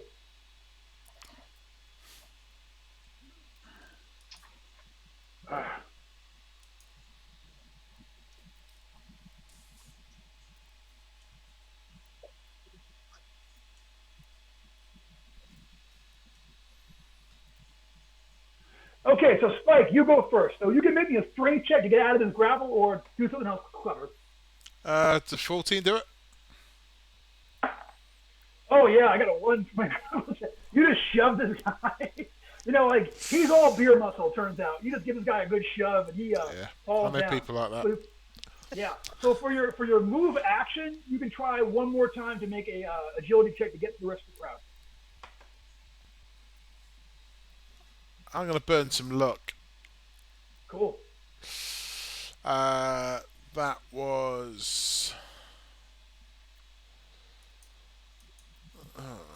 no, I'm not. I'm not going to burn any luck. Yeah, that was a 10. A 10. Yeah, you are still stuck in the crowd and do not make it across this round. Let's take a check here. No one tries to grab you. There's just too many people in the way. So we'll pick up with you here in a minute. But Nelson, Nelson made it through. So you can go for a full sprint and get over there and be at one of these mutants this round if you want to. I figured actually when he was running, he probably noticed, or was hoping that he would notice like Gino going down, and then maybe just like stopped in his tracks. You want to run over and grab? Perfect. Okay. That they get across. Okay. Gotcha. All right. So you rather than dash through there, you were gonna make your way over where Gino is. Gino just got punched in the face by somebody. So you got a couple options here. You can attack the person attacking them, or you can try to break trail for them. In other words, you'll give them a chance to move out by shoving a bunch of guys. I think I'm just gonna make a trail. That would be you okay. Get him, and then and then I kind of push everyone out of the way. Cool. Give me that strength check. 16. Yeah. Plus, so 18. Nice. Yeah. So you run over there and just kind of like make a barrier of yourself, and that will let Gino run through on your action this round. So you can run up and not get into the combat this round, but get through and be at the combat in the next round. And it is Robert and then Gino. So Robert's next. Robert, you were up top there. You have got that thing settled up there and such. So here's the deal. Now that you're settled up with this thing, set up there, you can roll a d24 for your attack roll with this thing. D24. I've got one of them. Outstanding. Somewhere. I've got to find it now. Hold on. Oh, please. Greg! PCC, there. No, I didn't. You didn't think I was going to need one of them. Okay.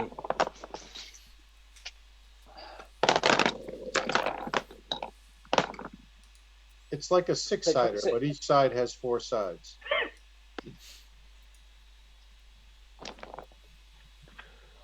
Hang on. I'll take this moment here to say thank you all for tuning in. If you're watching at home, we really appreciate you tuning in to our Twitch show. It's having a great time. This is of course Nowhere City Nights, which is a wonderful scenario created by Julian Bernecki. And if you're enjoying this, I encourage you very much to go and check it out on goodmangames.com and see all of our other wonderful, wonderful stuff. We now take you back to our fight already in play. Robert, have you found that D24, or do I have to actually fly over to England and shake your desk? Come on, man. No, I've found one now. Okay, let's do this. So I've got a 3 on the deed. D dime. What'd you get? 16, 17, 18, 19, 20, 21. And 3 on the deed. Yeah. So go ahead and roll that damage. That is going to do a die 12 damage. Die 12. Oh, right. That will be 11. 11. Does that include your D die and everything? Yeah, D and +1. All right. So that would have you shot this thing center of mass. That would any normal human being would be just down right now. You know what I'm saying? But this thing spins around to try to see who shot it. Still upright. These things must be seriously tough. But that's not going to slow down some pros like y'all.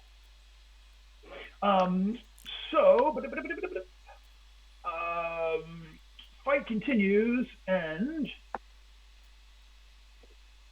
it is Gino. Gino, a path just got made for you to sprint across the causeway. You doing it? Heck yeah, my nose is bloody. I'm just gripping it and cursing through a really, really steady stream of blood. So yeah, Gotcha. run through. All right. Yeah, so you've got blood dripping, but you're still up in there. So you run up, and then next round you can go ahead and get into this fight and be over there. Outstanding. All right, it is Peter, and then the creatures. Okay. So as I'm walking up, I'm gonna sling my warhammer like over my back, like, and pull out the revolver and aim it at the one that got hit by the sniper rifle. Gotcha. Go ahead and take that shot. Okay. 21 in total. Oh, that's gonna hit me. It's gonna hit. And damage. 1 second. 8. All right, 8. All right. So you take your shot with that. Here's the deal. From this range, you can tell that, you shot this thing full in the chest. You know what I'm saying? And it should have done a lot more damage than it did. It doesn't seem. I mean, it clearly took some damage, but not full. You think that maybe the mundane weapons are not as effective against these things as they might be. You hear what I'm saying? All right, so Peter is up in the melee and has gone over there and shot one from fairly close range. So it is their turn. So 3 of them are going to continue to go after that Gutter Knight you don't know. The other 3 are going to turn around and charge at Peter. Here comes those attacks. Mutant Claw, 17. 1 fumbles, and 1 gets a 9. That 17 get you? Yeah.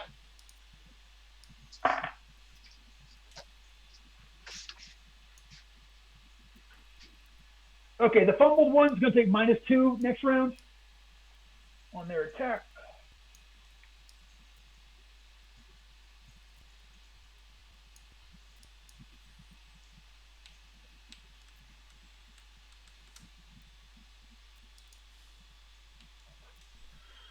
Okay, and the other one is going to claw you, and you are going to take 5 points of damage. And please give me a fortitude save.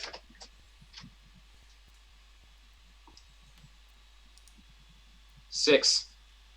6. Hell yeah. You are going to fail that fortitude. I said, hell yeah, like, yeah, that's great. That's not really great. I didn't mean it like that. With that fortitude save, you feel that wound is instantly itchy and feels like putrid, and you are going to take 2 points of stamina damage. So check and see if that drops down any of your saving throws or anything else along those lines. All right, cool. All right, and then the other 3 are going after your Chantry Mage. 1, 2. 1 gets them. They take 6 points of damage. Do me a favor, Peter, would you roll me a d20? Just another d20 for save, please? Another fortitude save, you said? Yeah, but this is not for you. This is actually for the NPC. 13. Can have you roll it, because cool. Yeah, 13, they're going to make it. So they are clawed and took some damage, but they are still up. So it is Basket. You charged through last round, Basket, and you are now on the far side over there. You can run up. You see where 3 of them attack Peter this round, and the other 3 attack the unknown Chantry member from High Street. Yeah, I'm going to try and come up, like I got the flail going, and I'm going to come at him like high, and then I'm going to try and go low on one of the ones that's on Peter and trip him up, see if I can get him. The one that hit him. Gotcha. The one that I see connected. That's an 19 with a 3 on the D die. Brilliant. That's going to hit, and I will roll for that knockdown.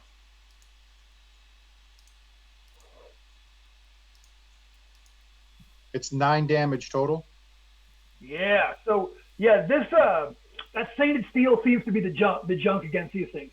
You hit that thing in the head and kill. This is the wounded one. This is the one that got shot twice now. You hit it with that and it dies. Like you just hit it and just it flies away from your attack and you hit it across the ankle. It just flops to the ground, rolls away, and it's just there, very much dead. There are 5 of them left, including Mr. Fumbles. Spoosh. So that was fantastic. So at the top of the order was Spike.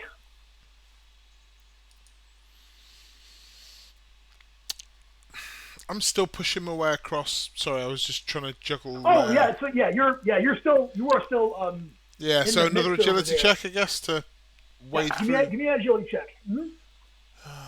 Jesus Christ. Right, this die's going over here. Never again to be used tonight. I'm having a vision. I see a luck check. I see burning luck in your future. What'd you get total? That was a 5. That was Ooh, a 6. yeah. I mean, it's not even Yeah. worth burning So luck Spike, you for, were is going to it? be, unless you're going to burn a lot of luck, you were going to No. be prevented from getting to the fight this round. I'm going to burn a lot of luck at the end of the game. I totally get you, bro. I totally get you.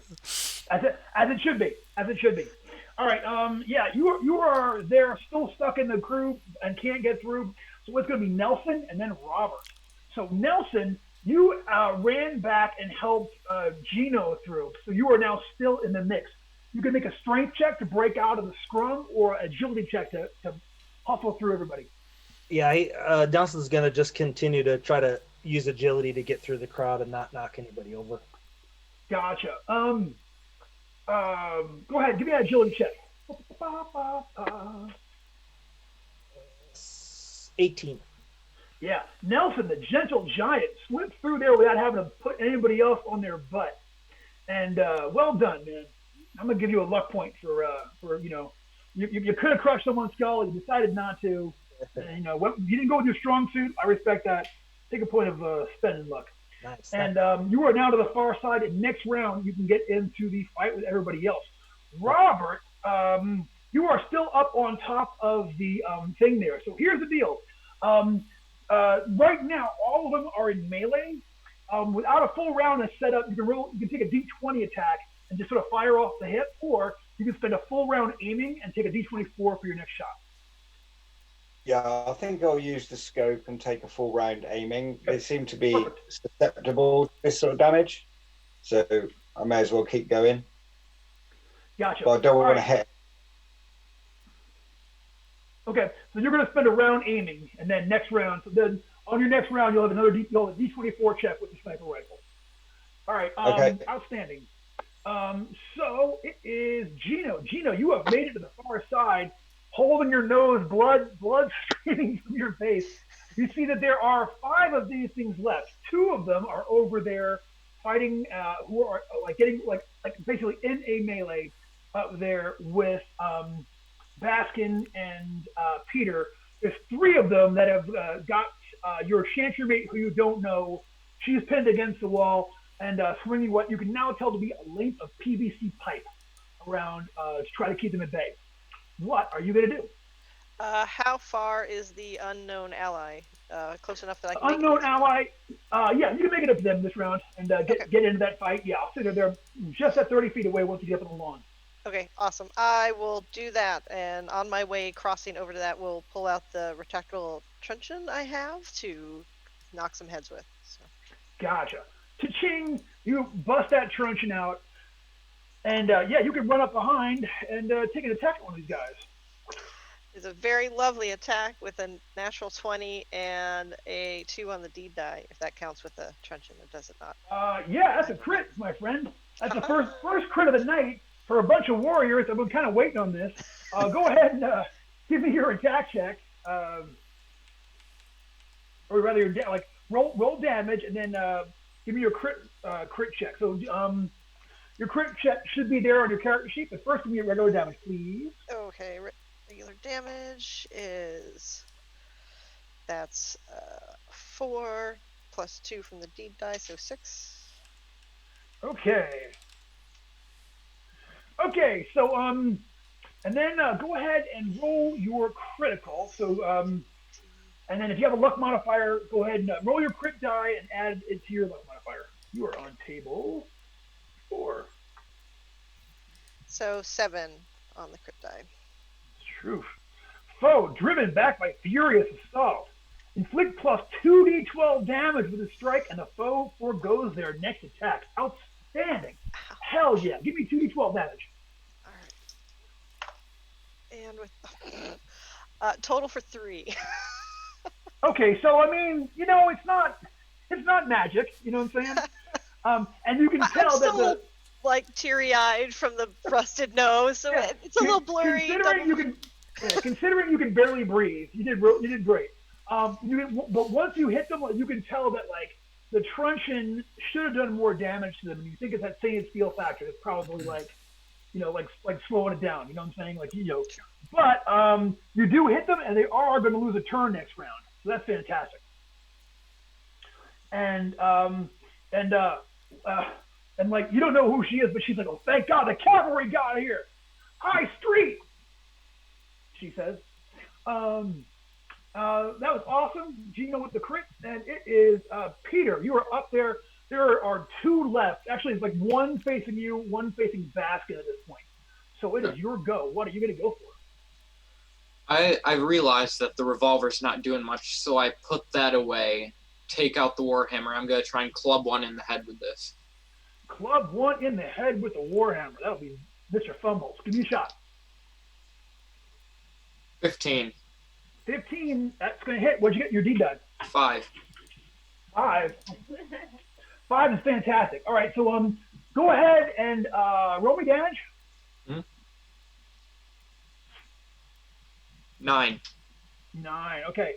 And with a 5 on your D die, I'm going to say that one is going to have a very, very, very slim chance to be knocked unconscious. Yeah, that one crumpled. Is completely out cold. Kaboosh! Warhammer time. Bam! Nicely done. All right. That was Peter. It is their turn. There's one left over on y'all's side. It is going to spring over and attack Baskin. Here comes that attack on Baskin. I'm going to get a 19. You are going to take 4 points of damage, and please give me a DC 13 Fortitude save. 23. Okay. So you take damage. It actually attacks your wound like a big old creep, but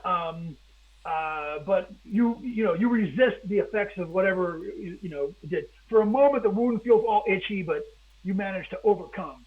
Outstanding. So the other one, one turns around. So the one loses the turn. The one turns around and going at Gino. Here comes that attack. I'm going to get a 14. Does that get you? It does. You are going to get clawed. You take 5 points of damage, and give me that saving throw. DC 14 or DC 13. Excuse me. Fortitude saves. That's a 17, so I'm good. Yeah. How many points of damage? Sorry. 5.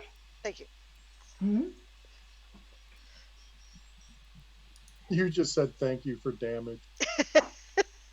Well, now I have another. Don't worry. That's some respect. That's like respectful and uppercut tough. Yeah, thanks. Now I'm in the mood to kick some ass. Thank you for pissing me off, so I can really hit this thing. You know what I'm saying, right? That's some Mr. T action right there. So respect. All right. All right. So well done. And the last one is going to attack High Street over there. Is going to get 17. High Street struck again. Takes 2. And this time, Anna, would you roll me at D20, please, for their saving throw? 17 for them. Yeah. That's 2 saves in a row. You guys are on fire. So she's injured pretty badly, but fight continues.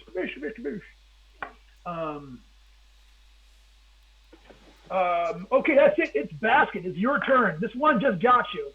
Yeah, and like I said, made me mad. So 15 with the flail to the head and an attempt to knock him unconscious with a D die of 5. Oh, yeah. Here comes that roll. Roll me at damage.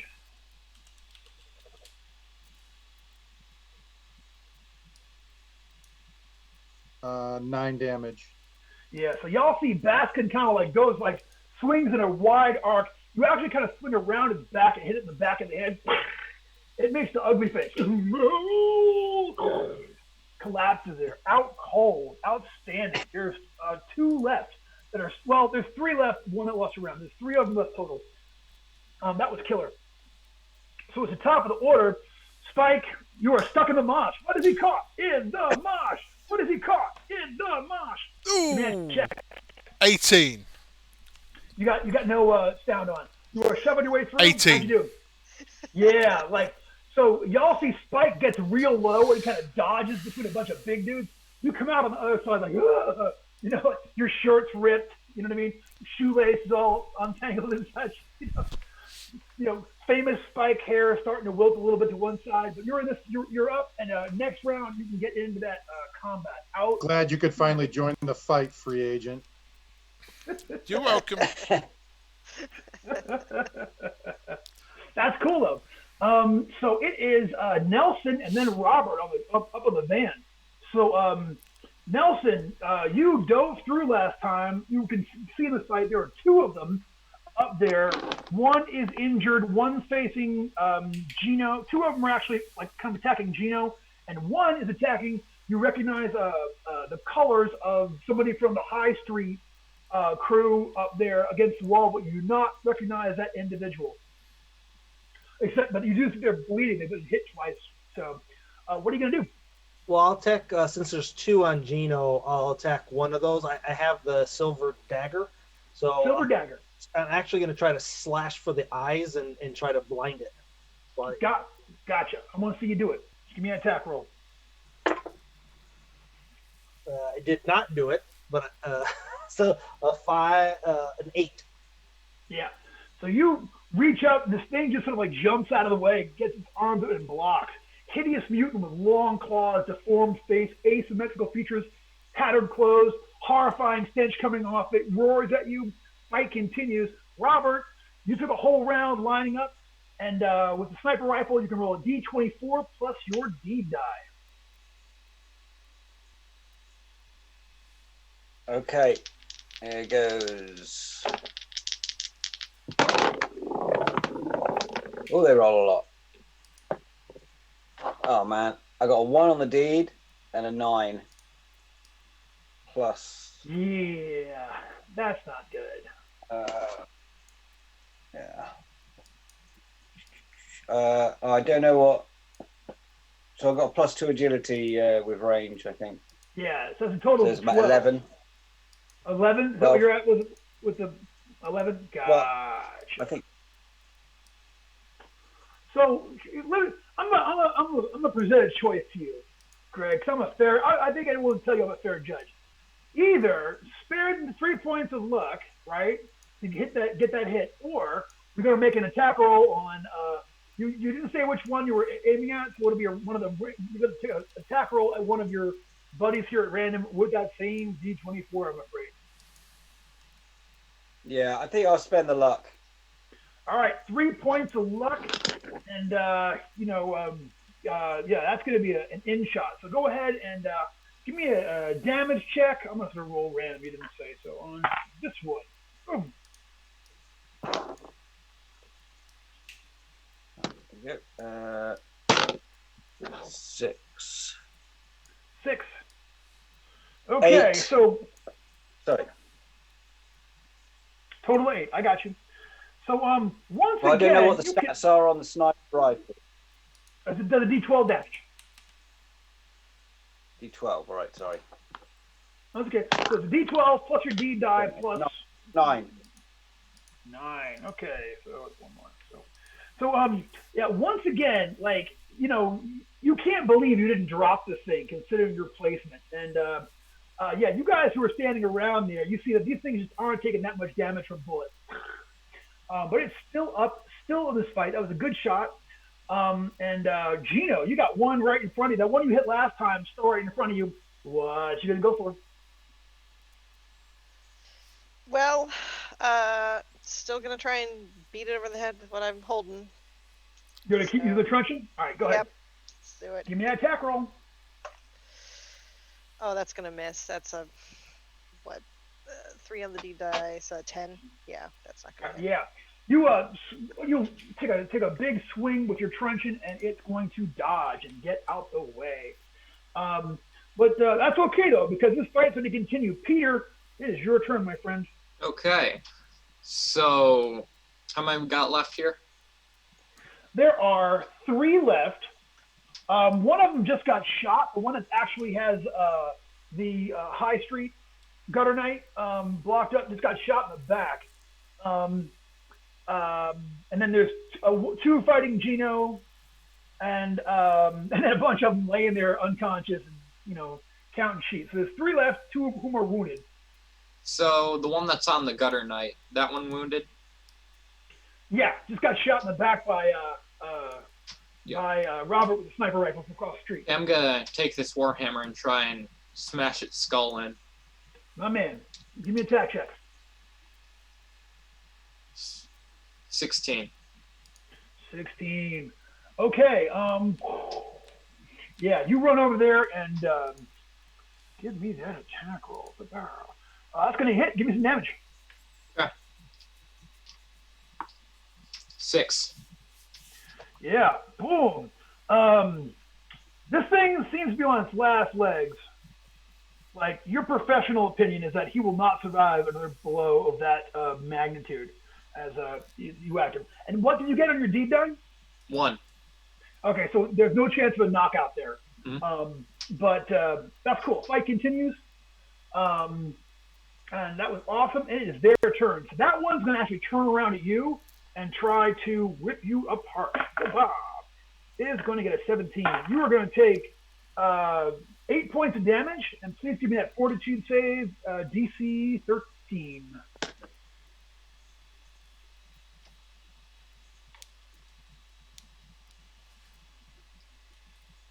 Sorry, that was me, right? Yeah. Okay. Yeah, so that's a successful save. Okay, so you make the save. So you take 8 points of damage, but you do not take any further stamina damage. You feel that, like, terrifying itching around the wound, but you manage to resist it. The one is going to run over there and attack Baskin. Here comes an attack. It's going to get a 19.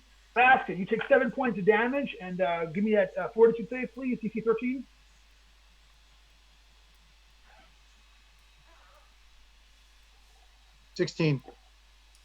Yeah, you resist. You were once again in the highlight. And the last one is going after Gino. Not a fan of your truncheon. Where'd she go? Right here. There you go. Yep. Yeah, that's an 8. That's going to miss. Okay. Swings you and cannot connect. So we're down here to the bottom of the order. Baskin, it's your turn. You got one in your grill. What you going to do? It's time to do a little cleaning of the grill. Nice. Let's see. That is a 14 to hit. Mm-hmm. That's 10 damage. That's with a flail. Gotcha. So this one is in very bad shape with that flail actually having connected with it, but it is still up. That was awesome. So we're at the top of the order. Hey, welcome to the party, Spike. So you see that there are 3 of them left. One's in front of Baskin, one's in front of Gino, and one is fighting Peter. So the one that was, I was going to back Peter up. So this one spun and turned on Peter. Did he turn his back to me? Yeah. Okay. So with the Sainted you wanna Steel. Yeah, I feel like you're going for a backstab here. Yep. All right. Give me a sneak silently roll, but you only got to give me an 8 or better because there's a riot going on. Okay, done it. Okay, so yeah, go ahead and make that attack. Add your backstab modifier on top of everything else. So that is a 19 for the attack. Yep, that would be a hit. You can go ahead and roll me damage and your crit, my friend. Okay, so regular damage is 9. And D14 is 9 for the crit as well. Cool. Yeah, your luck modifier on top of that? +2. Yeah, 11. All right, cool. Yeah, you reach around this thing and cut its throat, and it falls down dead. So Peter, you're over there fighting this one, and like all of a sudden, out of no place, you see this knife come around it, like the thing falls over. One last sort of look at this newly borrowed dagger and think, it's a shame I'm gonna have to give this back. It really is. Yeah, you know people who would pay a pretty penny for some Gutter Knight Sainted Steel. A pretty penny, including a bunch of sorcerers who would love a chance of that action. Well, that's a story for another day. Fight's going to continue. That was awesome. Well done getting in this battle. It is going to be Nelson and then Robert again. Well, I'm hoping to make something happen here. I missed my last chance to stab him in the eyes and blind him, so I'm going to try to do that again. Okay, so are you going after the one? You're going after the one. There were two in front of Gino. There's only one now, but since that's where I am, I'm assuming I'll just try. There's one fighting Gino and one fighting Baskin. So up to you. Is there one that I can tell that's any more wounded than the other? The one that's fighting Baskin took a huge hit last round and is in pretty gross shape, but is Yeah. All right. Well, that's the one I'll focus on then. Cool. All right. Give me an attack roll.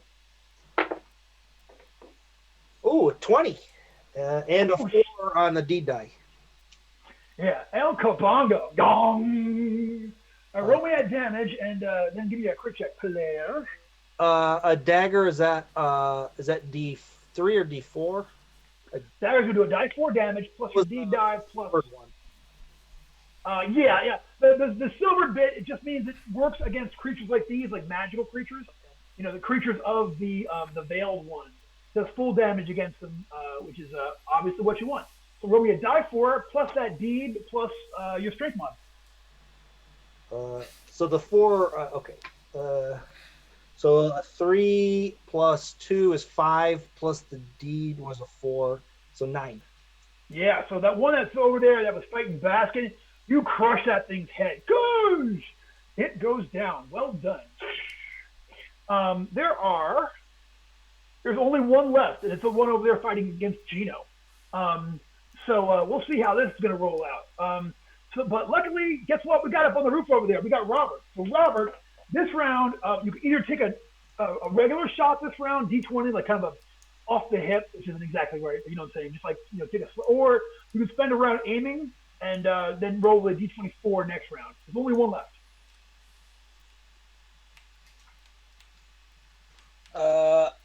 I don't think I need to take the risk shooting over there, so I'm just going to stow my gun and I'm going to jump down and try and get through the crowd. Okay, you can give me either a strength check and try to shove your way through, or an agility check and try to slip through. I'll try and slip through. I've got Okay. pretty good agility.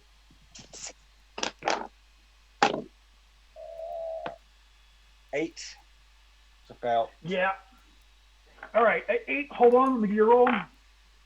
That is a. Hold on.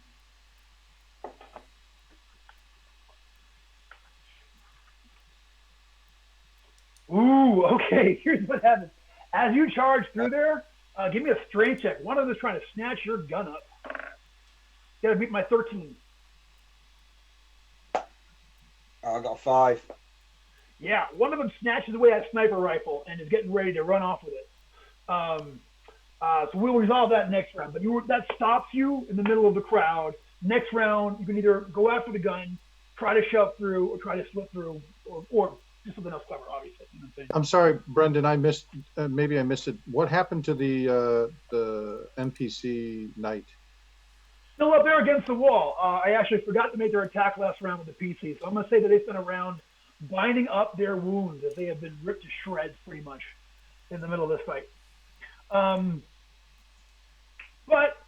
so they dead. They spent a round tying up their head wound.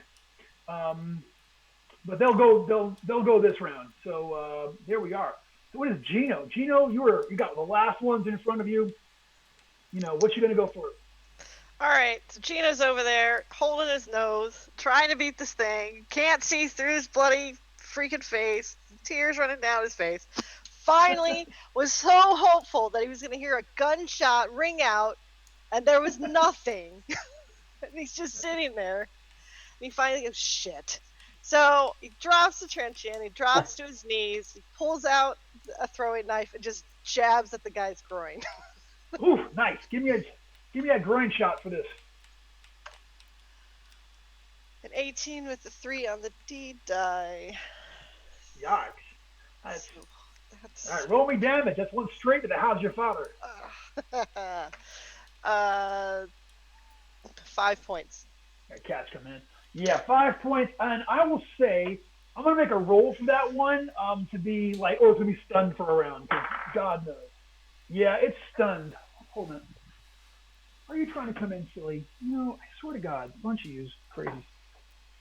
Ouch. Sorry. Oh, I come love on, that for the God's whole sakes. I love that the whole Twitch watching world gets to see Brendan wrestle with his cats. The bunch of them. Well, that's not even. Fantastic. Here you go. Get over here, you. Oh, this is the culprit this time. Oh, sorry, sweetie, sorry. They're all over the floor. This is the culprit this time. Bobby T. Puggle, the menace. The menace. Aren't you a menace? Here you go. Sorry, y'all. Ringleader. Boy, people do start to look like their pets. I wish I had that megawatt smile like Bobby does. I wish, All right, officially, you're still in here. Come on, a bunch of you. All right, so that was awesome. So the one that here's what I'm gonna rule. The one that Gina stabs that one right in the fork. It falls over like, and I'm gonna say that the high street's gonna go over and take an attack at that one. D dies and misses 5. So, Peter, it is your turn. You can go ahead. Okay. So we got one left, right? One left. It's kind of looking pretty raw. That one just fell over, right? Mm-hmm. Okay, so I think I'm gonna try and just bring the warhammer over my head, smash it down. All right, smash it down. That'll be a 19. That will be a crit. That's a natural. Is that a natural? Oh 19? no, that's not natural 19. That's fine. Just go ahead and give me regular damage. That's fine. 2. 2 points plus your D die and your strength. That can't be just 2. Oh, that'd be 3 then.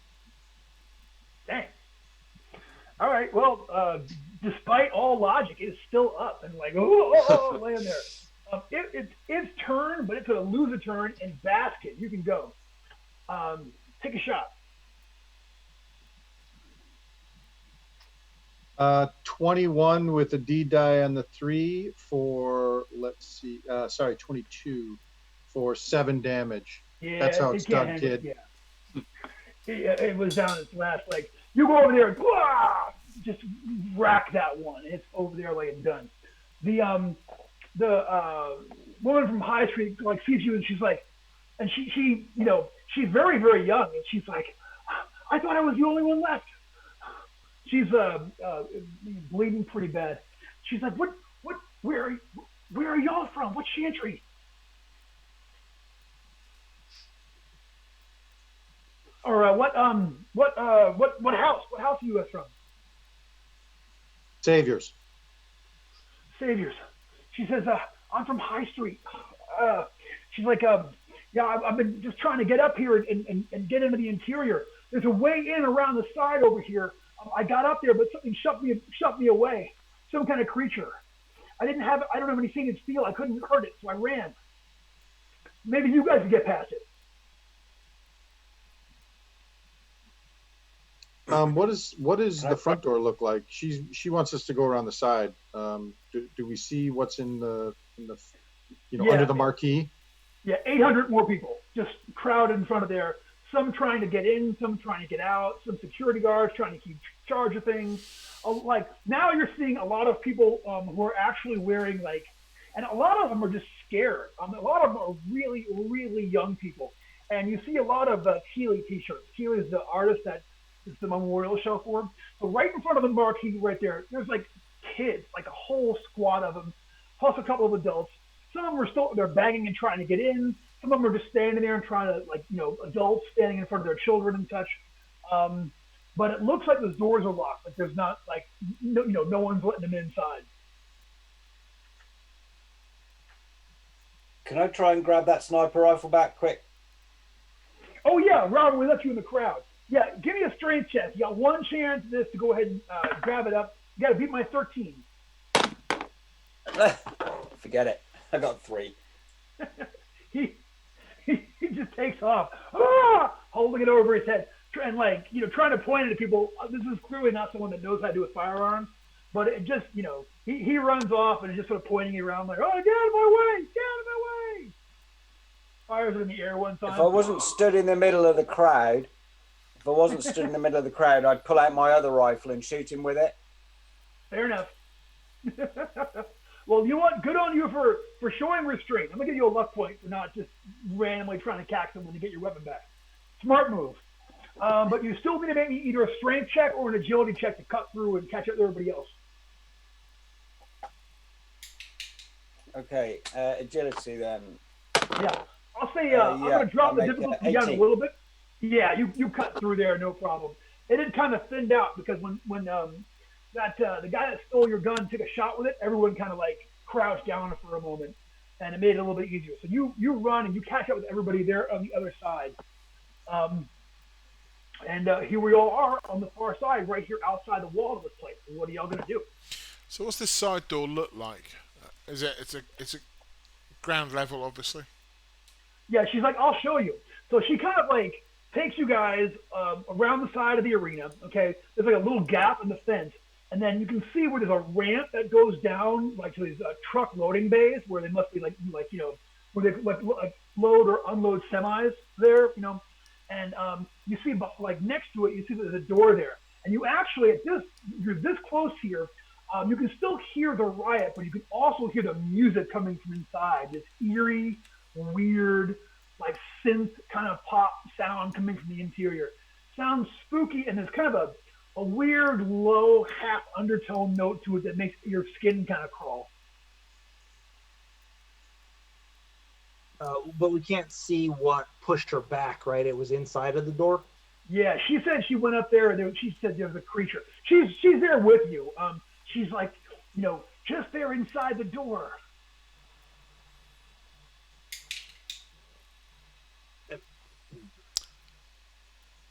I'm going to toss a grenade in the door. I mean, no, I feel you. You know, I've been carrying this thing around all night.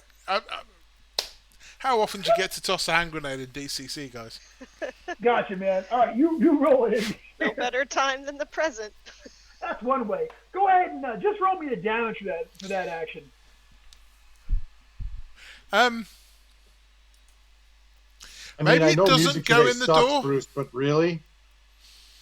I dive for cover. All right, Bruce, how much damage did it do? It does 5d6 damage. Yep. And I rolled 2.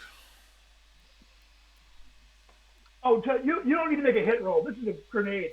You open the door and throw it inside. Oh, this is like you just okay. spray the area with this kind of a thing.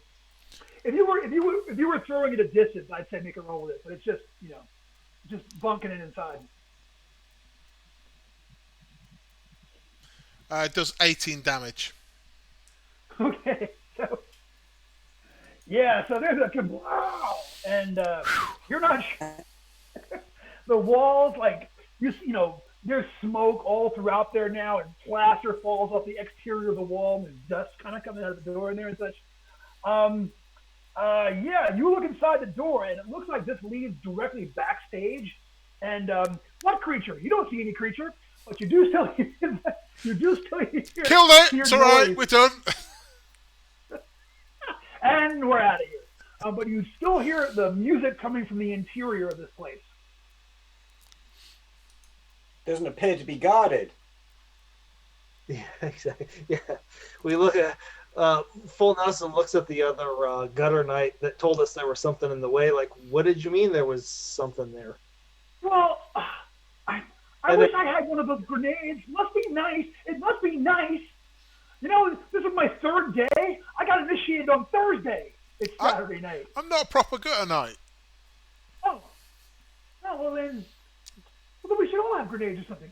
Whatever. Look. Oh, do we have a spare short sword? We could give her the short sword out of the duffel bag. Oh yeah, you want to? We do have. I was gonna say, Full Nelson was actually, now that he's seen the effects of the weapon, he had the one dagger he could give that to her, but he takes off his duffel bag and takes the short sword out for himself. You hand her the dagger, and she's like, "Is this what I think it is? Is this?" No. Yes. Yes. She takes it. Yeah. It is on loan. Yeah. She takes the knee in front of Full Nelson, and she's like, "On behalf of High Street, I promise I will do my absolute best with this. Thank you." Hey, you're welcome. I use my short sword to like knight her. Tears come out of her eyes. I'm a real gutter knight now. All right. Does So she happen to? Does she happen to have a Keeley shirt on? I'm just curious. No, she has a. You know what? The way that you can tell it's High Street. High Street's got a football team for their high school football team. So they all when they're out doing stuff, they all wear their high school football jerseys. So she's got a High Street football. It's got High Street Athletic Department XXL across the thing, even though it's a tiny little shirt. All right, so you guys going? Oh, I'm sorry. I was gonna say we should make our way in now. Yeah. All right, you guys go inside. You quickly realize you are backstage and are looking at from where you are here. So to your left is that proper backstage. Ropes hanging every place. There are flying scenes that are up there to the back. There's a fire door on the one side. To your right, there's a scrim right where you walk out there, and then on the right you can see the stage and the auditorium. Okay, so you can see on stage there's a band that's playing up there, and then sure enough, there's that hologram of Keeley there in the front, and it's singing, but it is singing these horrifying weird alien. It's not English. It's singing some kind of alien language. And you can see that there's a crowd near maybe 20,000 kids that are already in here and such, and every one of them completely silent, just staring. And then as you look through them and such, looking over them, you can see what appear to be ghosts flying in a circle, kind of hovering and floating, turning around almost like they're in something like a whirlpool or a cyclone. All of them kind of swinging around above the crowd there. All of these spirits just spinning around. So that is what you see. So there's a band on the stage that are playing. It's 5 keyboards and a percussionist. There is a hologram of Keeley that is calling out these dark, these weird, it's certainly not any language you'll ever. Actually, everyone give me an intelligence check. Each one add your intelligence modifier on top of that. 21. 18. Yeah, 21. Peter, you think this is absolutely some kind of invocation to the dark powers that are beyond. You've heard this kind of spell casting before. You think that whatever's going on, this invocation is reaching out to the dark forces and such. You think this is a summoning ritual. You think you're here at the last minute before this thing actually, 21, brings through whatever this thing is into our world. So let's just go ahead and just so we have an order, let's go ahead and roll initiative. Road crew. Peter. All right, it's time. There we go. 17. Asking 5. All right, Baskin got a 5. 22 Robert for Gino. 8. Gino on 22. What's Mike get, Bruce? 20. 20. I read your lips that time. You had your mic off. I could tell. Full Nelson 21. Full Nelson on 21. Even with your accent, he could read your lips. Pretty good. It's you know what? All you had to do is watch 10,000 hours of Are You Being Served, and you can never, you have it down. So with a sound off, obviously, with a sound off. Peter, what'd you get for initiative? 18. 18 for Peter. Nelson. Robert, what'd you get? 8.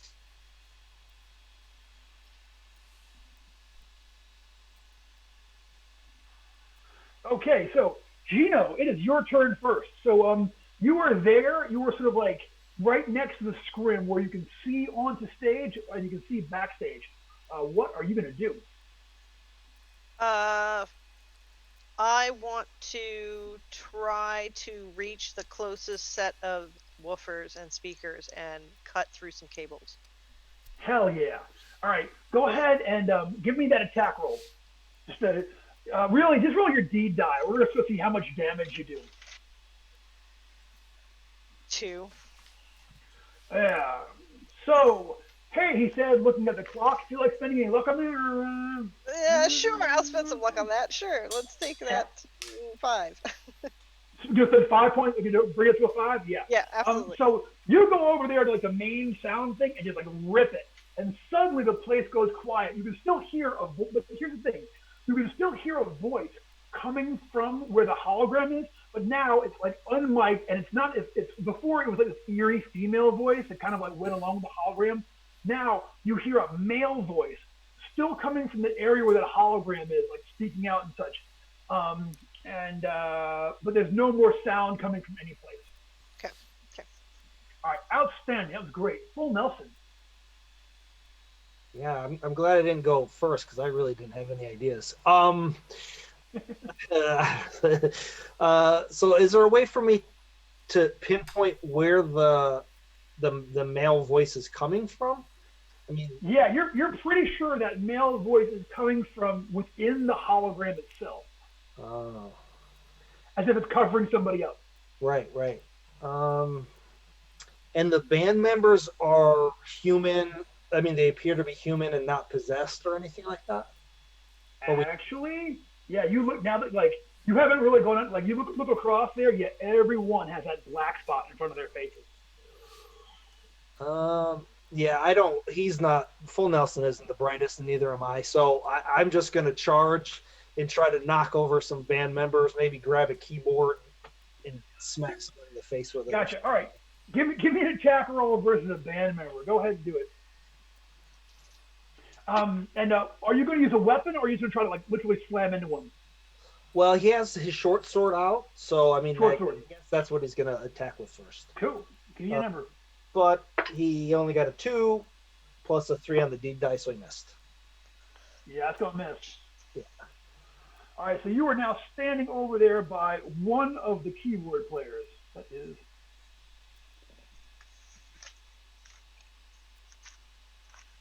Gotcha. All right. So it is Spike. Okay. Spike, So what are you going to do? speaking of reading lips, so this male voice is coming from the direction of hologram. Yeah. Is the hologram? You can, So I understand sort of the technology and stuff. I can do stuff like computer hacking and what have you.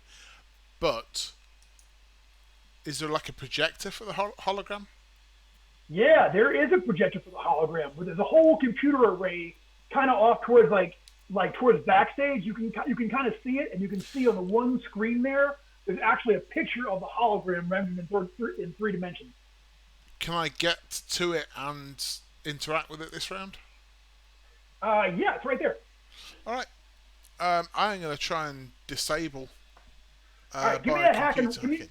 yeah, So that give me would that hack and roll. be a 17, but I'll burn it up. Yeah. No, 17 is well, I mean, the higher you roll, the better your results. If you want to burn a luck point or 2, I'll take it up to a 20. I'll burn 3 points. Remember, you got a luck die. Oh, yeah, of course. Thief class.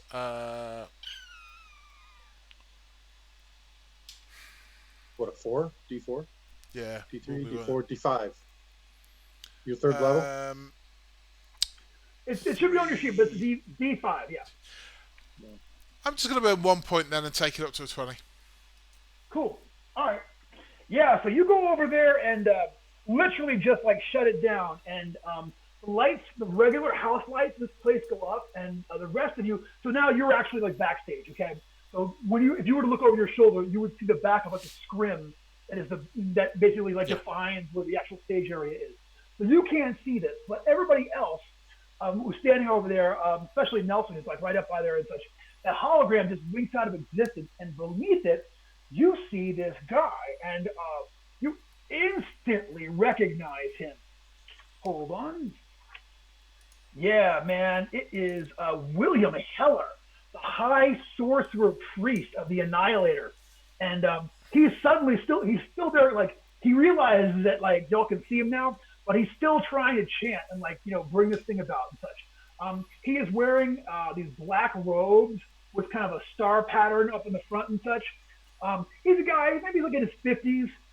You guys know that he's a very, like I said, he's like on like every Noble Order's most wanted list as being one of the worst guys of the whole, within their whole organization. He is still trying to finish up what he is doing, but you guys can step up and try to do something about it. So that was a great move for Spike. Well done. Is Peter. Okay, so how far am I approximately from this dude? You are about 50 feet away from him. Can I make that distance in a turn? You can. You got to go for a full round charge, okay? Which is going to mean you're +2 to hit, but -2 on your armor class this round. Okay, I'll do that. I'm going to try and knock him out to stop him from chanting. Gotcha. Go for a knockout shot. Go ahead and run up and give me that attack roll. 20 in total. Not natural, though. Fully. I got you. So you're going to hit him. Give me some damage.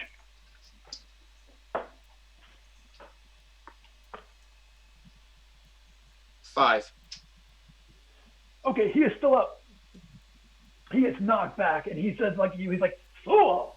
The Annihilator cannot be stopped. Your powers are useless here. Tonight is our night. Tonight the world ends at the hands of the Annihilator." And it is his turn. So he is going to back away from you. He is going to do a thing. So he steps away from you, and he is actually going to. What do I got? Yeah, F it. He is going to spell burn everything he has, and you see him like reach his hands up and like rake across the front of his face, drawing blood all the way down, and shrieking as he does it, chanting out these terrifying dark, dark, everything and such. He's a wreck at this point. Like he's just laying there, like after this expenditure. But there, in the midst of all of those ghosts that are swirling around, you see this black portal opens up, and flying out of it, you are all like a sight that takes all your breath away. Now, in the fully lit auditorium, since Spike put the house lights back up, it's a dragon. It is a full black dragon just flying out of this thing, like, and it roars so loud that like all the glass shakes and the chair moves around, and like the subwoofers get that sound like when like some of the huge vibration comes out there. So it comes flying out of this area and is going to it points its mouth towards you guys, and then it inhales. It actually sucks the air out of there in a big cone. So everyone give me a reflex save, DC 14. Actually, Spike, you're out of range, so you're good. You don't have to worry about this one. I made it. Good. Paul Nelson made it. On the nose, one fail for 14. Gino. Say again? A natural 20. All right, you're good. So, all right, everybody is going to take 3 points of damage, but if you failed that saving throw, you also take, hold on here.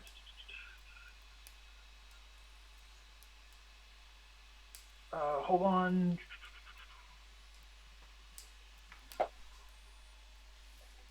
Okay, you failed that one. You also take, 11 points of temporary stamina damage. What does it take your character down to, Gina? 2. Gina falls over, collapses. Ugh. Is that everybody, or just people who No, failed? I failed the Did roll. anybody else fail the saving throw?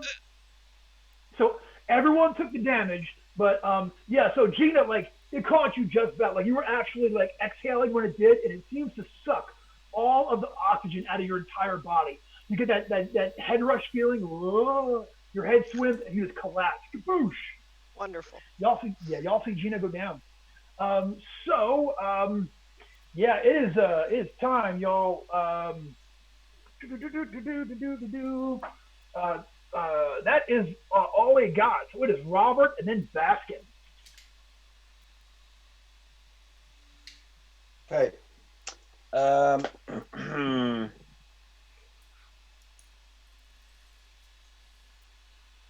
the band members any threat to us? Are they looking like they're going to attack us? Or is You know it what? just They are. It's weird. They're still there trying to get sound out of their instruments. Like they're still like, minus the one that Full Nelson took down or went after. They're still like trying to like make, like they're still like banging there and trying to make noise, but they're not doing anything. They're just like trying to continue with this song or whatever. But they're just standing there like, uselessly pounding away at their keyboards, or in one case, hitting an electronic drum set. Okay. Right. I'm going to try and I'm going to pull my rifle off my shoulder and just aim and shoot at the dragon to see what effect bullets will have on it. I'm not thinking it will have much. Yeah, go ahead and roll me a D16 for this shot. D16? Yeah, they hit. Yay. First one I picked up. Oh, hey, wait, time out. You don't have, I go back. This isn't a sniper rifle. This is your regular rifle. Yeah. Yeah, D20 check. My bad. Roll a regular D20. Good, because I rolled a 1.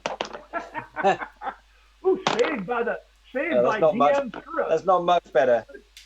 That's 5. Okay, yeah, that's going to miss. You hit this thing, and it doesn't seem to even notice it. Like, it just bounces right off it, like, whatever. All right, it is Baskin. What are you going to do, Baskin? How far down out of this portal does the dragon fly? He kind of comes out of the portal, and right now, if you were to, like, try to get to him to get it in melee, you would have to make me a strength check to leap over the orchestra pit and then charge up to him. You can do it in one round if you give me a DC 14 strength check and then go for a full length charge, which is going to be +2 to hit, but -2 on your armor class next round. Excellent. What is the crowd doing right now? All these innocent kids. All these kids are still standing there. Well, dude couldn't cast a spell anymore. They're kind of snapping out of it. They're all like, what? And like, you see that as they're kind of like, getting it together, you see all of those spirits that before were swirling about the room. They're kind of all like floating down and sort of like making contact, each one with a physical body. So it's as if these spirits are now slowly kind of coming back to the person that they're connected with. Excellent. That thing you mentioned before about trying to run and jump and make a melee attack on the dragon, I really like that, except I don't want to attack the dragon yet. I want to jump on its back. Okay, so yeah, it's the thing. I'm not saying it's impossible, okay? But you are going to have to. This is going to be. I love when the DM starts, or the judge starts. It's not impossible. It's not. So this is going to be. You remember that last scene from Rain of Fire? Yeah. This is where we're at right now. So you're going to have to run up, jump across some things. A DC 20 strength check will get you on the dragon's back. And anything less is going to be laying across aisles A, B, and C. You know what I'm saying? Okay, so DC 20 strength check, you said? Yeah, strength. We need a 20 or you need at least 20. Okay, so I got a +1 strength, so I can roll a 19, and then however much luck I want to burn, right? Yes, sir. Oh boy. Nah, there ain't enough luck in the world. Okay, so tell me what happens. I'm doing it. I'm running. I'm leaping across. You go there. You jump across the officer pit. You take a couple of steps up, a couple of like literally jumping between the seat backs between people's heads. Right. You go for a jump. These seat backs just tilt a little bit back, as it turns out, and you just eat it. You were going to take 1 point of damage, and you were like laid out across 3 rows, just laying there. And like you look up, you can see nothing but dragon. Nothing like every direction you look from here, it's just dragon. I got him right where I want him. Perfect. Yeah. Oh man, you feel like you won already. You don't even know why he's still here. Gino, it is your turn. You were standing over there by the amps where you just hacked the wires last round. So what are you going to go for? Well, my stamina is at a 2, so I'm not sure I'm going for Yeah, anything. Gino, I take it back. Gino, what you are doing there is laying there Right. and dying. So we'll Okay. see how that works out. So we're at the Spike. Spike, you were in back there. Probably only vaguely aware. I don't know if I've got maybe the CCTV feed there, so I could pick up. I am going to go tearing straight through that scrim because that's just thin, right? I can just sort of tear through. Rip through it, yep. I'm just going to try and double tap the dragon because I can shoot twice with a semi-automatic weapon, but I go down to a D16 for my second roll. Yes, Okay, sir.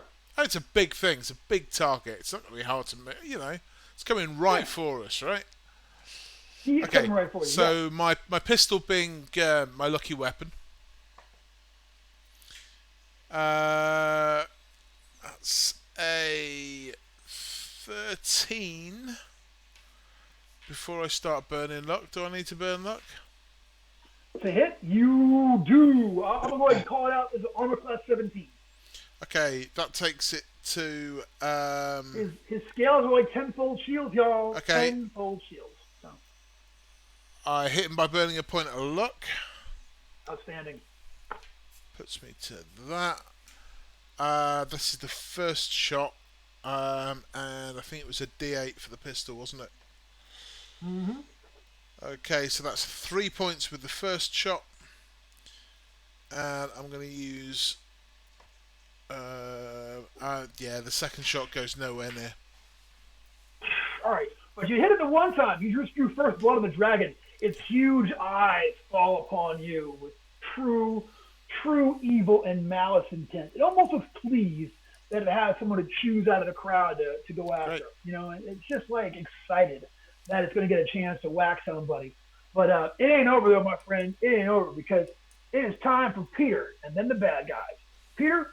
Okay. I think normally I wouldn't say. Oh, I missed. I totally, my bad. Let's go back one. You should have gone before Spike. That's my bad. Your turn now. Sorry. Okay. I just don't want to die. I hear you. So I was thinking that that Full Nelson would run up and hopefully there's some of the curtains that are usually like in the front of the theater, and would go and try to grab them and yank them down so the whole rigging like falls on top of the dragon and maybe tries to like knock it. Yeah, I see what you're going for. You know what? Maybe not the. I'll say that the. Oh gosh. Okay. There's one of those like metal, like 3-sided towers that goes up to the top there and such. That's got like lights all the way across it. So pulling the curtain down is just gonna pull the curtain down. But if you go over there and give me like a hella strength check, and go over and grab this thing and just shove it over, yeah, I'll let you bring down the rigging on top. Yeah. Okay. Strength. But I mean, Yeah, I hope it hella doesn't hit strength any of check. those kids. Yeah, I'm gonna say you gotta give me a strength check of you gotta give me a 22 strength check to pull this light to shove over the light ring. But you can add your D die though. Add your D die to it. Nah, I got a 5. All right, you went over there and grabbed it, and he just bolted in. It would have taken a miracle. But that's all right though. You know why? Because it's actually Peter and then the monster. So Peter, it is your turn. Okay, so what's the condition of the high priest dude? I mean, he's in really bad shape. Like, it looks like he burned everything down in an effort to do whatever he did that summoned this dragon to the fight. Like, Yeah, he's kill him. out of it. Say again? Can he do anything? Is he like... Well, it's his round next, so there's only one way to find out. Kill him. Well, It may make the dragon go away. yeah, exactly. I'm gonna try and smash his head in. He's like on the ground, right? Yeah, take a shot. Take plus 40 hit because he is prone. Okay. He is going to lose. That is a 12 in total. I can spend luck on that, though, right? Yeah, you got to spend at least. You got to spend 4 points of luck to hit him. No problem. and I got a 5 on the deed die. That carried me because I failed on that 20. All right, give me damage, man.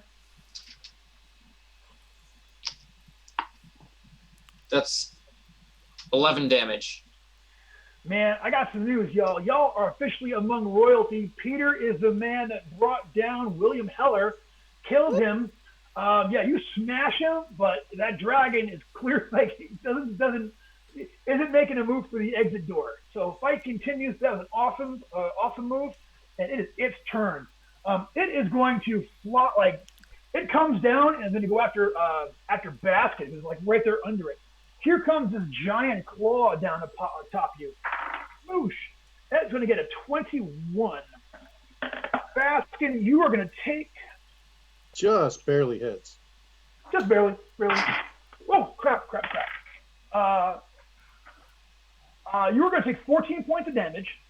And then please give me a DC 14 Fortitude save. That's handy. Should be a will save, but there you go. Too late. Oh. Yeah. Well, DC either one 14. I make it. All right, cool. For a moment, okay, you see that Baskin kind of like disappears in and out of existence, but by sheer tenacity, manages to hold on to our reality and not disappear into the void. Well done, my friend. That is what it does. It just reaches down and goes after you, and it kind of reaches out with its wing claws and it kind of is hanging onto the ceiling in parts, so it's hanging up there. Also, this round the NPCs go, and 10,000 tweens snap out of it, look up, see dragon. Those ghosts have now like gotten into everybody, and now, imagine the reverse of what happens when Hanson goes on the stage. They all scream and scatter, and they all are just running. And I don't know any other teen bands, or I would have used that. Hanson's the last teen band name that I can remember, so that's the thing, right? BTS, man. BTS. Imagine the opposite of what happens when BTS comes on stage. If they do BTO songs, that'd be awesome. I'd go to that show. No, it's K-pop. It's K-pop. That's South Korean yeah. pop. Yeah, I know. I got a friend. My friend Ginger's into this. Ginger's not watching here, but Ginger's a big fan. So cool. I was like, all right. Now I got to check it out. All right. So it's the opposite. So they all start screaming and running. So you have a general exodus as all of the people here are starting to run for the exit doors and trying to get the hell out.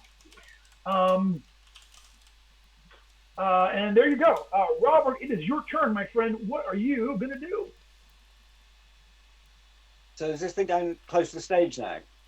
People fighting? No, it's still hovering there above them. If you want to get to it, you were going to make that DC 13 strength check to leap over the orchestra pit and then charge it. Okay, I'll do that. All right. Give me that strength check. 1. Yeah. Yeah, you eat it. Run off the stage. Yeah, like right into like the, imagine a great stage dive, except that nobody arrived for it. What if they held the stage dive and nobody came? So you were gonna eat it. Yeah, me too. You take 5 points of damage, and next round you can kind of crawl out and charge up. So what is Basket? Basket, this thing just clawed you. Are you going to take that kind of crap right here at the arena? Your sound's up, bro. You're muted. It picks me up enough with the claw that I can reach back, pull the shotgun out without me being laying on it, and just unload from point blank. I'd like to go after his. I'd like to go after his wing to see if I can keep him from flying anymore. Like right the joint where the wing, Gotcha. So that is 19. Will that hit? Yep. It's a 3 on the D die. Is that a natural 19? No, unfortunately not. That's correct. Yeah. All right. 19 total. 3 on the D die, and a total of 10 damage with the shotgun. Yeah. Okay. So here's the thing, right? Like you hit with that shotgun, and you do not think that the shotgun pellets are doing the kind of even for as big as it is and as armored as it is, you hit it in the joint of its wing and it doesn't seem to do a whole lot of damage to it. You know what I'm saying? Certainly some, but not a lot. But that's okay though because we're back at the top of the order, and it is Gino. Gino, oh yeah, this is round 2. Sorry, Gino. Gino's still laying there. Hey, Phil Nelson. Well, one of my my vice is pride. So I feel like he failed so miserably the last time that he actually just stares at that pillar now, and he just wants to knock over that sound thing on top of the dragon even more than the last time. Way to role play. Yeah. All right, give me that strength check. You know, 22. Nope. 8. I didn't even Yeah. You stand there and shake at it, but you just aren't making it happen. You said that I could add my deed die, right? Yeah. Okay, so an 8 plus 5, 13. 13. Plus, I had the luck that you gave me. That's 1, right? Yeah. So that's 14. So you can spend 6 points of luck and no, 6 or 8 points of luck and topple this thing down on top of the dragon. I'll do that. All right. So yeah. So this thing comes down. Gaboosh. Go ahead and this is a weird one. I'm gonna have you roll big dice, but then it's not gonna do as much as we would like. Trap it. I guess that was Yeah. what I was more than Yeah, done. I feel you. Yeah, roll me a d20 and add your whatever you got total in your deed there. So a 16, and then my D die was a 5. Gotcha. 20. So 21. So here's the thing: it falls down on top of the dragon. It's still up and very much in this fight, but it's kind of trapped under this thing. So now, it's you pull this thing over, and like the whole ceiling full of light rigs just came down. So now this thing is absolutely underneath all of this, whatever this nonsense is, and like looking around like startled. It didn't take a lot of damage from that attack because it's just regular metal. But now it is definitely stuck down there, and that'll give people a better chance to hit it going forward. So that was Trapped with awesome. me in a cage, right where I want it. I know, right? Steel cage match up in here. I love it. So it is Peter. Peter, your turn.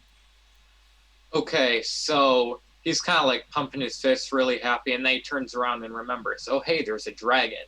So gonna try and make it over to where this dragon is. So you got an option this time, okay? So you can either make that jump across the orchestra pit, right? Mhm. Or let's say you were feeling light-footed and agile. You can give me a DC 15 agility check. Now that all of the ceiling bits have fallen down, you can kind of run up on a bit of the rigging and like actually sort of like run up and sort of like get where you're standing over it and hit it from the top. Yeah, that's what I want to do. Okay, DC 15 agility check, real quick. If you fail, you are going to fall, and it will be awful. So Okay, I'm give me a keeping the shot. deed die with this one, right? Yeah, roll a deed die. Mhm. Okay. 3. I mean, no, wait. 5 total. Yeah. 6 with the agility. Welcome to the audience. Kaboosh!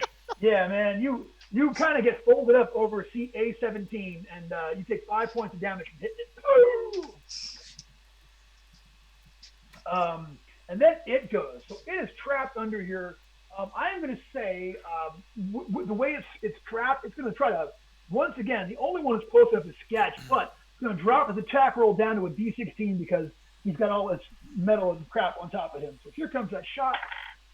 He is going to get a total of 17. So you are going to take... That's going to kill me, kids. All right, and here's what happens. He claws Baskin. Baskin disappears. So fight continues. It is Robert. Okay. I'm just going to pick myself up in the orchestra pit and find the nearest bit of dragon that I can hit. Yeah, from now that you're in the pit, it's just a matter of climbing over the back wall and charging at him. So you can do that without making a roll. You can run over and make an attack roll this round. Okay, I'm going to hit it with the Sainted Steel hand axe. Okay. And again, I'm using the tomahawk as a defensive thing. Sainted Steel with Tomahawk on defense. Give me an attack roll. So 12. I've got 2 on the deed. 14. I think that's 15. You know what? In his reduced movement state, a 15 is what you need. Awesome. So it's D4 plus D plus 1.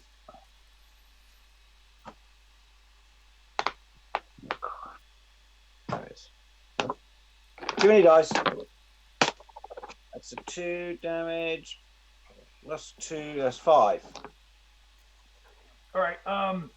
Yeah, that is absolutely going to. So that hits. That seems to have done more damage to it than any other attack that's been made so far. You stab this thing, and the thing actually like shrieks in pain and outrage. So we're going to skip Baskins. Chino. It is full Nelson. It is your turn. What are you going to do, bro? Well, now that I got it down and I gloat for a second to myself, I'll run up with the silver short sword and try to stab it in the eye. All right. If you're going to run up, so either it's jump over the orchestra pit or run across the rigging. Orchestra pit is going to be a DC 13 strength check, and then damage you fall. Making your way over the rigging is going to be a DC 15 agility check. I do the strength. Okay, do it up.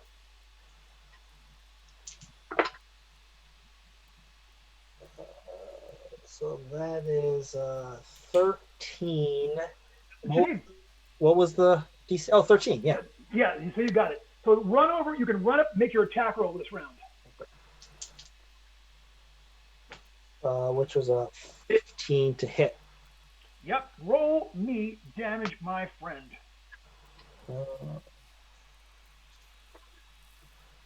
Which is 5.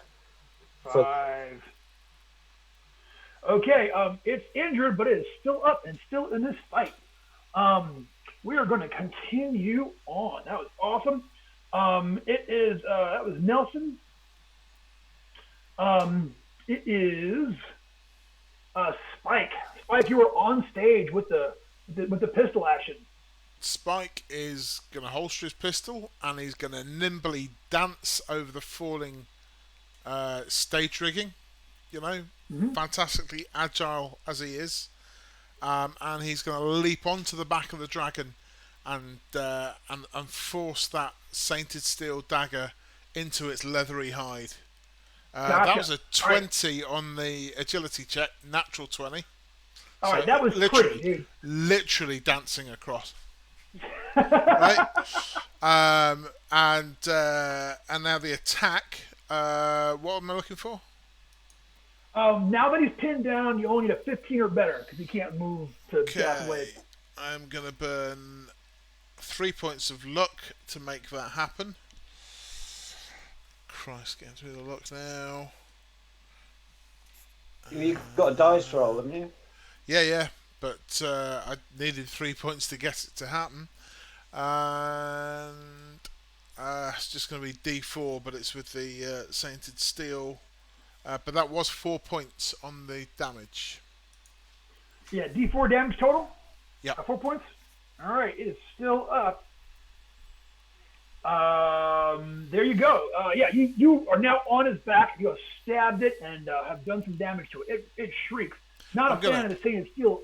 I'm going to stab in. I'm just going to hold it in and just hold on in case it starts to, You want to burn some luck on damage? Oh, if you're going to let me burn some luck on damage, absolutely. Let you do it. I can't stop you, Brady. Really? So what have we got left? Let's burn 6 points of luck on damage. So that'll be 1, 5, 8. Nice. Very cool. That's another 14 points of damage.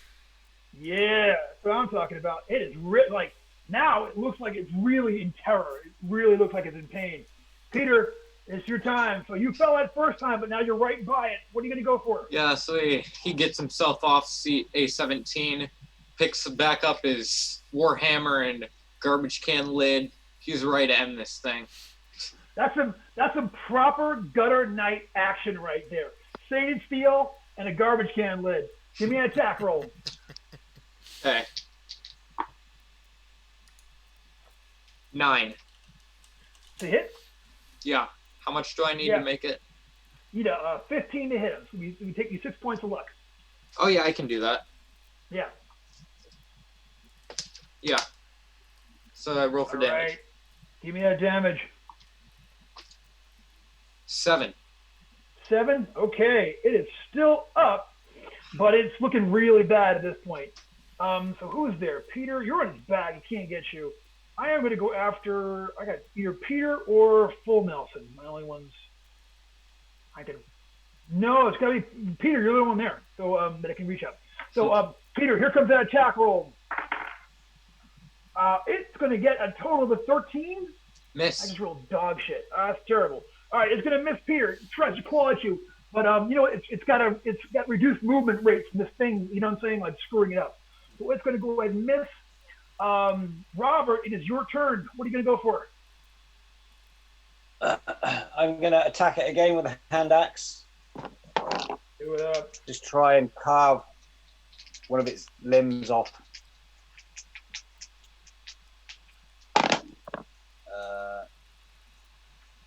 21. Not a Yep, natural. give me- Right, That's 21. going to hit. Give me damage. Uh, 8. 8 points of damage? Yep. Dude, y'all see Robert runs over there with a hand axe. Takes that final jump at him, stabs the thing in the face. It shrieks one last time and it dies. And then a moment later, it just like it like flashes in and out as if like a bad digital effect for a moment there, and then it disappears. And then the rigging out the top of it just settles down, comes the rest of the way down. So yeah, guys, y'all have defeated the dragon. You have stopped the machinations of William Heller, and you have put the saved the world. It was costly. We lost two of our order, and that's never good. But you guys did a fantastic job, and thanks very much for doing game therapy with me. So there's a tradition here at game therapy we always do. We're going to do a couple of deep breaths. Inhale. Exhale. In with the gaming. Out with the bull crap. In with the gaming. Out with the bull crap. Thank you all. Thank you all for playing my game. I had a great time. I hope you all enjoyed. If you are still watching at home, I hope you guys had a good time as well. And tune in next week when we will visit yet another insane world. Thank you very much. Maestro, play us off. Awesome. Thanks. Bye. Cheers, Thank everybody. you. Good night.